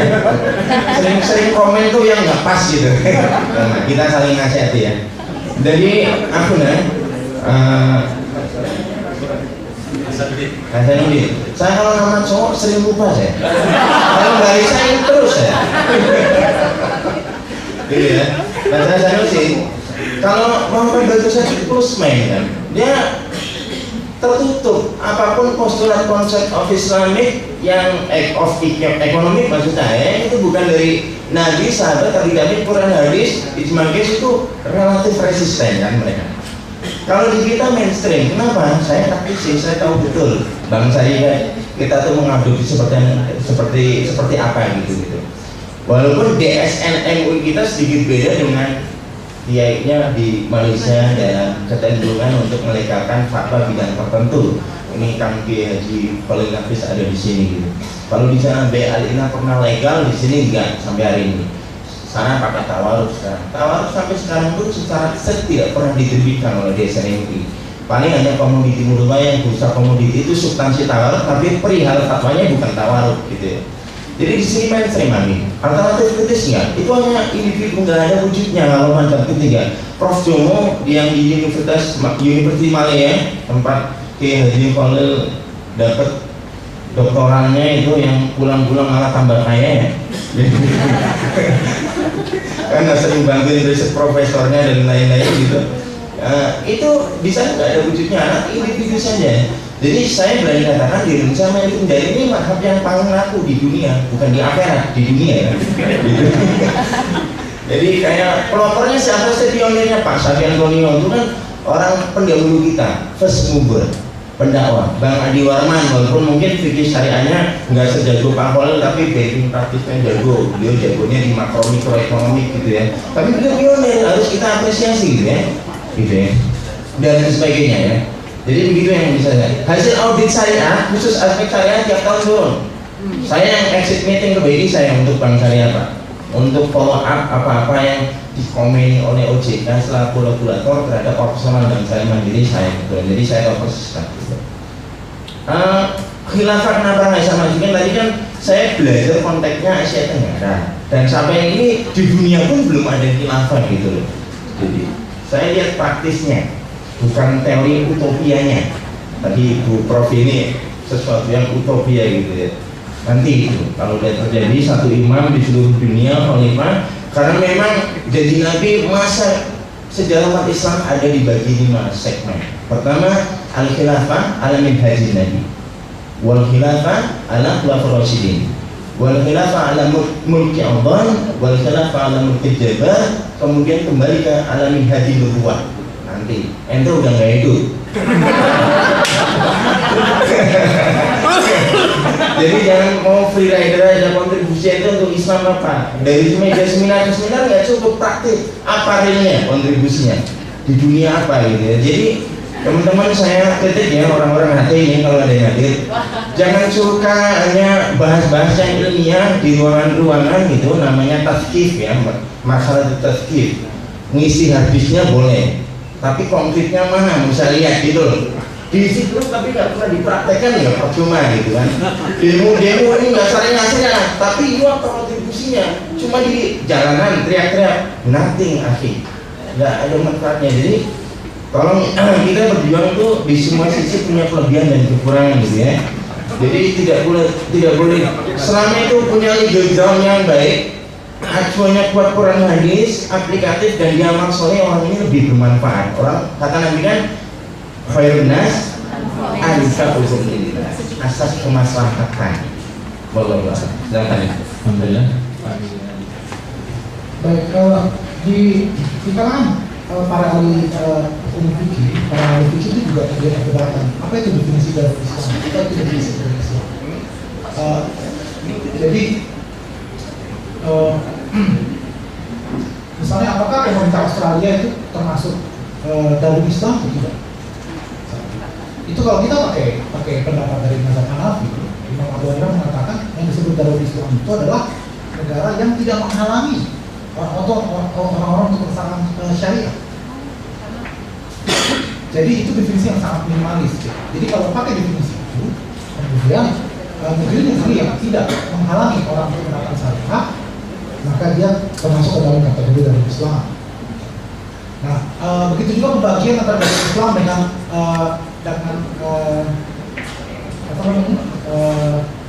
Darul Harb, ya, wilayah Islam dan wilayah peperangan. Itu definisi yang sudah tidak lagi dipakai. Maka orang bertanya, kalau gitu bagaimana dengan negeri-negeri yang tidak menerapkan Islam, hukum Islam secara total, tapi dia juga tidak memerangi Islam. Orang bilang kalau begitu disebut dengan Darul Dakwah. Itu termasuk wilayah dakwah atau Darussalam, salah negeri yang damai. Jadi di literatur juga terjadi perdebatan panjang. Persoalannya adalah teman-teman di kota itu hanya melihat dari takyid anak-anak saja. Jadi hanya merujuk dari literatur buku yang itu saja. Padahal kalau kita baca fikih siasa, itu literatur begitu banyaknya. Kita belajar Ahkam Sultan yang Nawawi, misalnya kita belajar siasa syariahnya Agama Kataj. Nah, buku-buku itu semua hilang semua dengan hanya menggunakan buku dari Takyid Nabhani. Misalnya tadi disebut bahwa kalau berdiri khilafah, kemudian maka tidak ada pluralisme hukum, karena hal misalnya itu saja pernyataan yang ahistoris yang tidak mengerti sejarah khilafah sendiri. Nah, dan itu salah satu titik berikutnya terhadap teman-teman Hizbut Tahrir bahwa mereka tidak ada sejarah yang baik. Di Arabnya khilafah itu begitu sempurnanya sehingga tidak ada persoalan sama sekali. Nah, misalnya Milad di Khilafah Turki Utsmani itu jelas adalah pluralisme. Jadi kalau Milad itu, jadi setiap agama itu bebas menerapkan hukum masing-masing. Dan mereka bahkan punya imam yang masing-masing. Itu di Khilafah Turki Utsmani. Apa itu namanya kalau bukan pluralisme hukum? Nah itu diakomodir oleh khilafah. Jadi kalau disebut bahwa kalau kita berdiri tidak ada hukum lain selain hukum Islam, itu ahistoris. Berarti yang bicara itu tidak mengerti hukum Islam, kalau tidak mengerti sejarah Islam. Terus kemudian saya ingin contoh lagi bahwa apa yang sering kita sebut sebagai hudud tadi saya misalnya harus diterapkan. Para ulama juga berdebat misalnya itu. Misalnya begini, ayat fakto idea guna, ya. Itu kan kalau diterjemahkan secara literal artinya adalah maka potonglah kedua tangan mereka. Di situ saja kita bisa melihat ada dua pendekatan secara misalnya. Apakah fakto itu artinya semata-mata memotong? Itu kalau kita buka kamus tidak artinya tidak hanya memotong. Nah kemudian juga berarti di sana ada ihtimal, dia tidak kopi di sana. Ihtimal. Ini maaf terlalu teknis bahasa yang saya pakai ini. Terus kemudian idea rumah tangan-tangan mereka misalnya. Itu juga di kalangan ilmu kalam itu diperdebatkan misalnya ayat ya Allah fawqa aydihim. Itu tangan mereka, tangan Allah di atas tangan mereka. Apa mana tangan di sana? Orang bicara kekuasaan, kan gitu kan? Salah satu ada kekuasaan. Kalau begitu bisa tidak kita terjemahkan faktor aydihim itu adalah memotong atau mencegah kekuasaan mereka. Kenapa? Karena zaman sekarang orang mencuri tidak pakai tangan. Jadi tangan di situ adalah menjadi metafor. Nah, sementara kalau kita lihat bahwa begitu dia akan menjadi metafor, maka ada ihtimal. Kalau sudah ada ihtimal maka tidak lagi kopi. Nah, belum lagi kalau kita menggunakan teori mengatakan bahwa ada pidana zawajir, qauli fi tatbiq, gitu, fi ba'dil ahwal, bukan fi jami'il ahwal. Jadi perdebatan di usul fikih juga panjang sekali seperti itu. Nah, kalau kita tidak belajar usul fikih dengan baik, misalnya kita akan dengan serta-merta mengatakan bahwa wah, kudu harus diterapkan khilafah doktrinal seperti khilafah al-minhaj nubuwah gitu. Misalnya itu ada buku baru kontroversi khilafah yang diedit oleh Profesor Kamarudin Hidayat. Itu saya menyumbang satu tulisan, saya mengkritisi mengenai hadis tadi itu khilafah al-minhaj nubuwah. Bahwa hadis itu bahwa khilafah al-minhaj nubuwah bakal kembali lagi, ya, itu hadis yang sangat politis. Dan hadis itu bahkan tidak diriwayatkan oleh Imam Bukhari karena ada perawinya Habib bin Salim itu disebut fihi nadhar. Siapapun yang belajar ilmu hadis akan memahami kalau sudah disebut fihi nadhar, Imam Bukhari tidak akan mengambilnya riwayatnya. Nah, jadi ceritanya adalah saat itu Habib bin Salim ini kemudian dia menulis surat kepada Khalifah Umar bin Abdul Aziz karena Khalifah Umar bin Abdul Aziz mendengar ada hadis semacam itu yang mengatakan bahwa setelah khilafah Hadji Nubuwah ada lagi Khulafaur Rasyidin dan ada raja-raja. Nah, Khalifah Umar bin Abdul Aziz khawatir saya di mana posisinya. Maka kemudian Habib Salim membacakan, oh nggak lengkap itu hadis yang beredar. Ada lengkapnya apa? Yang terakhir itu khilafah Hadji Nubuwah. Jadi terminologi khilafah Hadji Nubuwah yang kelima tadi itu sebetulnya ditujukan untuk Umar bin Abdul Aziz. Kalau tidak, maka para pejuang khilafah akan terus menetapkan Umar bin Abdul Aziz dalam rangka lima itu di mana? Dia bukan lagi Khulafaur Rasyidin, dia sudah dibuat. Tapi kita percaya bahwa dia salah satu khilafah yang adil. Dia khilafah yang mengikuti jalur Nabi. Nah, itu hadis-hadis yang sangat politis dan kita harus sangat kritis membaca sejarah, membaca siasah, membaca hadis tentang baik seperti itu. Baik. Pertanyaan kedua. Apa sih tujuan akhir pluralisme untuk masyarakat gitu ya? Apalagi 7% golongan menguasai ekonomi. Saya kira tujuan akhir pluralisme itu adalah keadilan. Hukum itu bicara keadilan. Kenapa kita tidak ada pluralisme? Dan seakan-akan kita against, ya kita melawan pluralisme karena kita keenakan hidup sebagai mayoritas. Kalau kita tidak pernah merasakan nggak enaknya hidup jadi minoritas. Nah, misalnya waktu saya tinggal kuliah di Singapura itu pas kawan saya datang pas lagi Chinese New Year, ya, lebaran Cina. Itu hampir seminggu tuh toko-toko di Singapura tutup semua. Maka teman saya marah-marah. Ini gimana Singapura? Saya mau beli ke warung tutup, makan tutup semua tutup. Saya bilang, baru 1 minggu mau protes. Bayangkan orang yang Ramadan 30 hari di Indonesia ditutup. Bahkan ada sweeping dari FPI kalau buka siang-siang. Padahal itu gimana rasanya? Baru sekarang nanti kan kayak anaknya jadi minoritas. Nah, jadi begitu saya pindah dan hidup di Australia, saya menjadi minoritas. Jadi isu pluralisme, dijaga keadilan, itu memprotek saya, memprotek minoritas, memprotek orang Islam. Itu isu yang kita pakai kepada para pakar hukum, para ahli demokrasi. Ini loh teori-teori demokrasi yang kamu pelajari juga, itu teori-teori hukum yang kamu pelajari. Kan kasih kita kesempatan dong. Gitu. Karena ini ada dasar kan gitu. Tapi kalau kita berada di pihak mayoritas, kita akan kata, buat tahu pluralisme hukum. Pokoknya kalau Islam secara apa, kan begitu. Nah, karena itu sekali-kali perlu pindah negara, perlu tinggal di negara lain, jadi perlu merasakan gak enaknya jadi minoritas.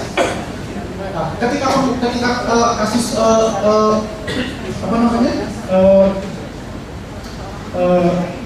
penyanderaan di Sydney, misalnya, itu saya sedang di Indonesia, saya mau bilang jelek-jelek begini nggak enak, saya bilang jangan begini. Saya ini kan mau Israel, ada tuh lama untuk New Zealand dan Australia, saya mau Israel. Nah, itu teman-teman itu semua kirim laporan ke saya, karena saya sedang di Indonesia saat itu. Apa yang terjadi ketika satu orang Islam dari orang Iran yang menyandera di sini saat itu betapa khawatirnya mereka. Istri saya juga pakai jilbab, betapa saya terpaksa memberikan fatwa pada istri saya, jangan keluar rumah kalau tidak penting, tidak apa, karena begitu mencekam keadaan itu. Gitu. Jadi, siapa melindungi kita saat itu? Demokrasi, hukum yang melindungi orang Islam saat itu. Tapi kalau di Indonesia yang mayoritas, orang Islam masih kurang. Gitu. Jadi bukannya kita itu, konstitusi itu bukannya didesain untuk melindungi minoritas, tapi bagaimana mengakomodir terus mayoritas. Masih kurang. Kan? Misalnya tadi masalah perda syariah. Begitu ada perda syariah, pertama kali korban pasti perempuan. Saya nggak ngerti kenapa di batok kepala kita itu selalu ingin mensyariatkan perempuan. Jadi begitu ada perda syariah, ada jam malam untuk perempuan. Harus pakai jilbab, pakai apa? Bukan cuma itu, tulisan-tulisannya pun menjadi tulisan Arab. Kemudian laki-laki pakai baju koko. Ini kan syariah. Moderator tenang ini. Nah ini jadi seringkali jadi masalah. Terima kasih Pak. Jadi korupsi itu ada 3 level. Yang pertama itu dilakukan karena terpaksa. Jadi misalnya orang yang gajinya sangat kecil, tukang ketik, gitu ya, tukang antar surat, apa, jadi dia korupsinya kecil-kecilan, terima uang rokok, uang pulsa, ya. Ini apa kemudian kita mau dia potong tangan atau dia hukuman mati seperti fatwa tadi? Nah tentu tidak. Nah itu tadi makanya hukum itu tidak memberikan solusi yang tuntas. Jadi untuk orang seperti ini solusinya simpel, gaji dinaikkan. Jadi kita tidak bicara masalah potong tangan, kita tidak bisa bicara masalah hukuman mati. Karena dia melakukan itu terpaksa untuk berjuang hidup. Memang tidak mungkin dia hidup kalau dia kemudian tidak mengutip dari uang rokok, uang pulsa tadi. Yang kedua, korupsi itu terjadi karena sistem. Karena korupsi sudah begitu membutuhkan menjadi sistem. Maka kemudian meskipun dia orang baik, tapi dia tidak memperkaya diri sendiri, tapi dia melakukan tindakan administrasi yang dianggap merugikan negara, atau kalau orang bilang itu ada korupsi berjamaah, ya, jadi bukan hanya sholat berjamaah. Kalau sholat berjamaah itu pahalanya 27 kali lipat, kalau korupsi berjamaah dosanya itu 27 kali lipat. Nah, dia bagian dari sistem yang ada. Maka dia ikut melakukan korupsi. Nah untuk seperti ini, apakah potong tangan ataukah hukuman mati? Menurut saya solusinya adalah sistemnya dibenahi. Sistemnya harus dibenahi. Maka kemudian misalnya kemarin ada yang protes ke Pak Jokowi untuk perizinan itu saja sampai berapa? 52 bentuk perizinan. Nah, jadi itu kemudian ini dipangkas. Karena itu semua korupsi semua itu Pak. 52 perizinan itu luar biasa, meja-meja yang dilewati semua. Ada sistem bisa kita benahi sistem. Jadi jawabannya bukan potong tangan, bukan hukuman mati. Nah yang ketiga ada kepala SK migas yang gajinya sudah 200-300 juta ya, per bulan, masih juga korupsi. Artinya dia melakukan korupsi ini karena greedy, karena serakah. Nah untuk orang seperti ini silakan, mungkin kayak Holil bisa melakukan fatwa MUI tadi, mau di rumah silakan saja misalnya. Kenapa? Karena dia sudah melakukan serakah. Nah karena itu kita memang harus tebang pilih dalam melakukan penindakan korupsi ini, tapi bukan berdasarkan politik, gitu ya. Tapi berdasarkan kita lihat levelnya. Karena kalau tidak, kalau kita terapkan fatwa MUI dan undang-undang tadi itu semuanya dihukuman mati, saya khawatir nggak ada yang tersisa di ruangan ini, Pak. Gitu. Karena jangan-jangan itu sama kan kita juga melakukan hal seperti itu. Baik karena itu karena sistemnya atau karena kita terpaksa, gitu. Mudah-mudahan bukan karena kita serakah. Nah, karena itu juga pluralisme hukum itu tadi juga itu membangun bicara soal bagaimana mengakomodir sistem hukum yang lain yang ada. Apakah itu bagaimana diimplementasikan? Nah, kita harus melihat bangunan sosialnya, kita lihat laksana sosialnya. Mengidentifikasi suatu masalah dengan tepat, maka kita bisa mencari tahu kira-kira jawabannya apa.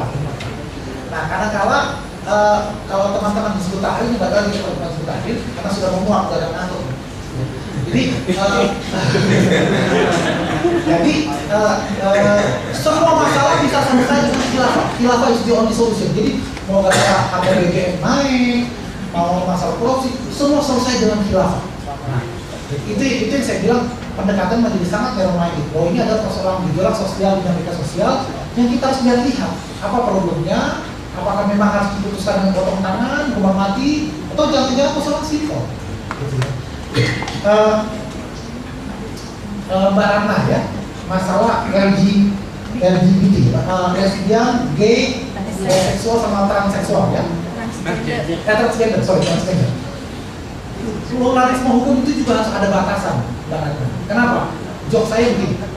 Kenapa di Australia saya bilang sama kawan saya, libur itu weekend itu hari Sabtu dan hari Minggu. Karena Sabtu itu hari Sabat, jadi ada tradisi Yahudi, kan gitu.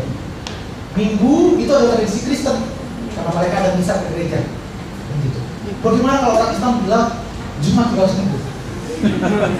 Atau jadi nanti orang agama lain bilang, Senin juga hari saya, ada yang lagi bilang Selasa, atas nama pluralisme tidak ada yang datang kerja. Gitu. Karena masing-masing harus diakomodir, gitu kan? Nah, itu juga harus ada batasan-batasannya. Nah, beberapa negara mencoba melakukan respon terhadap LGBT tadi. Nah, New Zealand misalnya itu sudah melegalkan same-sex marriage. Bagaimana dengan Australia? Nah, ini menarik. Australia ternyata masih tidak mau melegalkan same-sex marriage. Ini terjadi perdebatan luar biasa. Bahkan ketika Perdana Menterinya Julia Gillard yang jelas-jelas mengatakan dia against, dia mengatakan tidak perlu, saya tidak setuju dilegalkan. Kemudian diganti Perdana Menterinya oleh Kevin Rudd yang sangat Katolik. Kevin Rudd juga mengatakan saya juga tidak mau melegalkan. Kemudian dia berubah pikiran. Dia punya ini kalau jadi kalau kodin, kalau Syafi'i atau kalau kodin jadi. Kevin Rudd kemudian mengatakan saya sekarang membolehkan, saya setuju dilegalkan. Itu kata orang karena dia pemilunya sudah mau kalah, jadi terpaksa dia.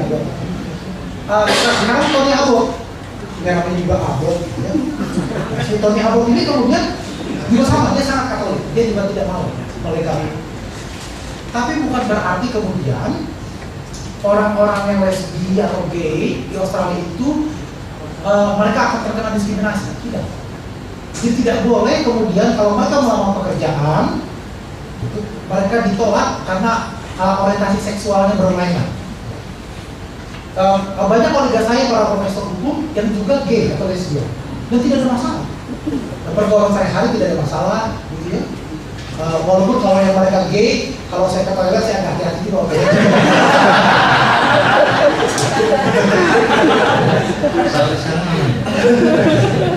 Nah, malah sekarang High Court Australia itu membuat kategori ketiga X. Jadi itu orang yang tadi itu transgender. Sebelumnya dia itu laki-laki, kemudian dia berubah jadi perempuan, kemudian dia paspornya mau berubah gitu. Nah kemudian diminta kategori ketiga X. Gitu. Nah, High Court sudah mengatakan untuk alasan administrasi dibenarkan, itu tidak perlu divisi, dia laki-laki perempuan. X. Jadi yang tidak boleh di Australia itu hanya legalitas meritnya saja, tapi pengakuan hak semua sama. Jadi kalau tadi suami istri, misalnya kemudian suaminya tidak bekerja, kemudian tinggal minta ke Centrelink, dari saya cerita gitu kan. Sama, kalau dia sebagai couple, dia didaftarkan register sebagai couple, meskipun dia laki-laki atau perempuan-perempuan, gitu, dia berhak mendapat hak yang sama, mendapat Centrelink, biaya Centrelink, dan tidak boleh didiskriminasi. Jadi kata pemerintah Australia, karena semua hak sudah sama, itu aja yang kita tidak mau kasih. Pengakuan bahwa kamu itu kita sebut sebagai marriage, itu aja yang mau. Tapi di luar itu, hak kamu sudah sama. Nah sekarang masalahnya itu, kenapa tidak mau diakui sebagai marriage? Itu tadi, pluralisme hukum harus ada batasan, harus semua orang. Soalnya begini, begitu kemudian orang-orang human rights activists mengusulkan legalisasi same-sex marriage di Australia, kelompok Islam mengatakan atas dasar hak asasi manusia, poligami juga harus dibolehkan. Kenapa hanya berhenti di same-sex marriage? Kemudian ada lagi orang bilang menikah dengan binatang juga dibolehkan atas dasar hak asasi manusia dan hak asasi binatang. Nah, jadi kan akhirnya perdebatan panjang. Sampai di mana batasnya? Gitu. Nah, karena itulah kemudian di Australia solusinya untuk sementara seperti itu. Solusinya adalah semua hak-haknya dijamin, diakui, ya. Tidak ada orang boleh mendiskriminasi, tidak ada orang boleh menghina, tidak boleh orang dipecat dari pekerjaannya, gitu ya. Tetapi mereka tidak kita sebut sebagai pasangan suami istri atau pasangan suami atau istri. Islamofobia.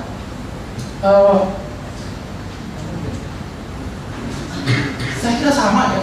Kita juga Islamofobia. Itu sama ekstern kita itu juga yang berbau barat, kita sangat anti, dan kita itu sebagaimana orang barat juga cukup ketakutan dengan berbau Islam. Jadi yang kita lihat sekarang adalah the clash of fundamentalism, dua kubu fundamentalis tiap-tiap yang ini. Contohnya aja misalnya, ketika Charlie Hebdo membuat karikaturnya kartun terakhir ketika dia habis serang, ya, itu orang-orang yang semua mengejar. Ternyata sudah dibunuh pun dia masih membuat kartun Muhammad. Saya cek di internet seperti apa kartunnya. Itu kartun orang Arab kok. Udah ada tulisan Nabi Muhammad di situ. Itu kartun Muhammad. Dari mana kemudian kita bilang bahwa itu kartun Muhammad? Kok kita tidak tahu aja Nabi Muhammad seperti apa? Tapi karena kita sangat reaktif, gitu, kita akan bilang, oh itu kartun Nabi Muhammad. Jadi kita sendiri yang bilang itu kartun Nabi Muhammad. Tidak ada kata-kata Muhammad di sana.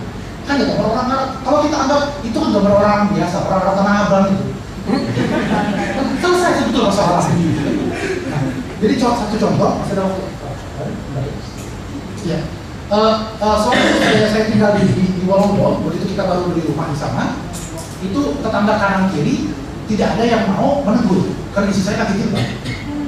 Jadi seringkali begitu saya masuk ke parkir depan rumah, buka pintu, orang boleh melihat ternyata ini orang Islam pakai jilbab, dia langsung teriak-teriak, gitu ya, dia maki-maki dan segala macam. Itu seringkali terjadi kasus seperti itu. Nah, begitu kami datang ke kanan kiri, itu tidak ada yang mau menegur. Istri saya langsung bilang, kita salah pilih areanya, ternyata orangnya sangat anti Islam dan seterusnya. Saya bilang, kalau kamu reaktif itu kamu udah salah setengah mau reaktif. Jadi kita tunggu pas Natal. Pas hari Natal, saya minta istri saya buat kue, kemudian kita ketuk rumah petani. Dan dia dapat selamat, dan kita kasih kue.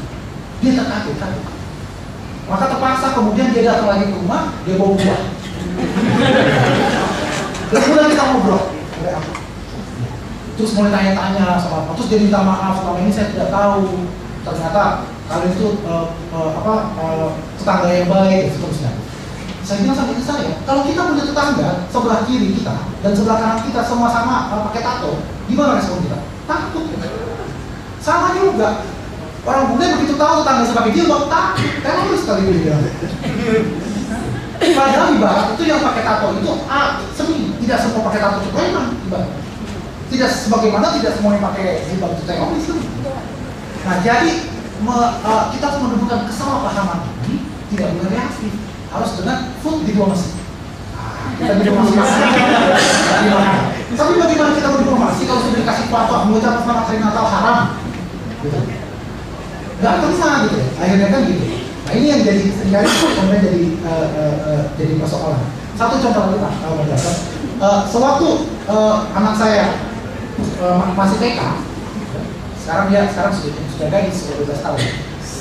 Masih TK itu teman-temannya itu pada ulang tahun, ya.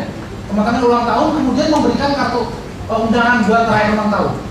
Semua dapat kecuali anak saya. Anak saya kurang menangis karena dia sudah menunggu buat dapat dari undangan itu. Wah, istri saya langsung marah. Saya mau lapor kepada kepala sekolah, ini rasis, ini diskriminasi. Saya bilang sudah sabar. Tunggu sampai anak kita ulang tahun. Karena kita ulang tahun kita undang semua. Maka yang tadi tidak mengundang orang tuanya tiba-tiba datang berdatangi dan mengatakan, saya minta maaf, saya tidak tahu harus berbuat apa sama orang Islam karena kami tidak punya pengalaman punya tetangga orang Islam. Apakah orang Islam itu merayakan ulang tahun? Saya tidak tahu. Jadi karena Jehovah Witness, orang Kristen itu tidak merayakan ulang tahun. Jadi dia tidak mau menghina kita dengan memberikan kartu undangan.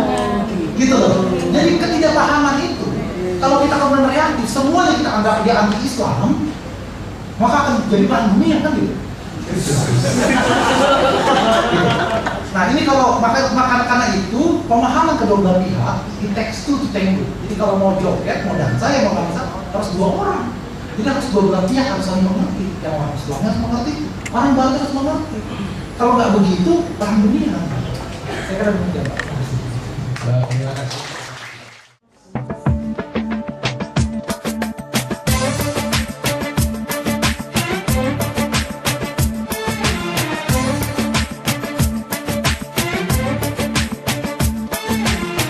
يا رب العالمين الله الله صل على طه الأمين الله الله في كل وقت وحين الله الله املأ قلبي باليقين الله الله ثبتني على هذا الدين الله الله واغفر لي والمسلمين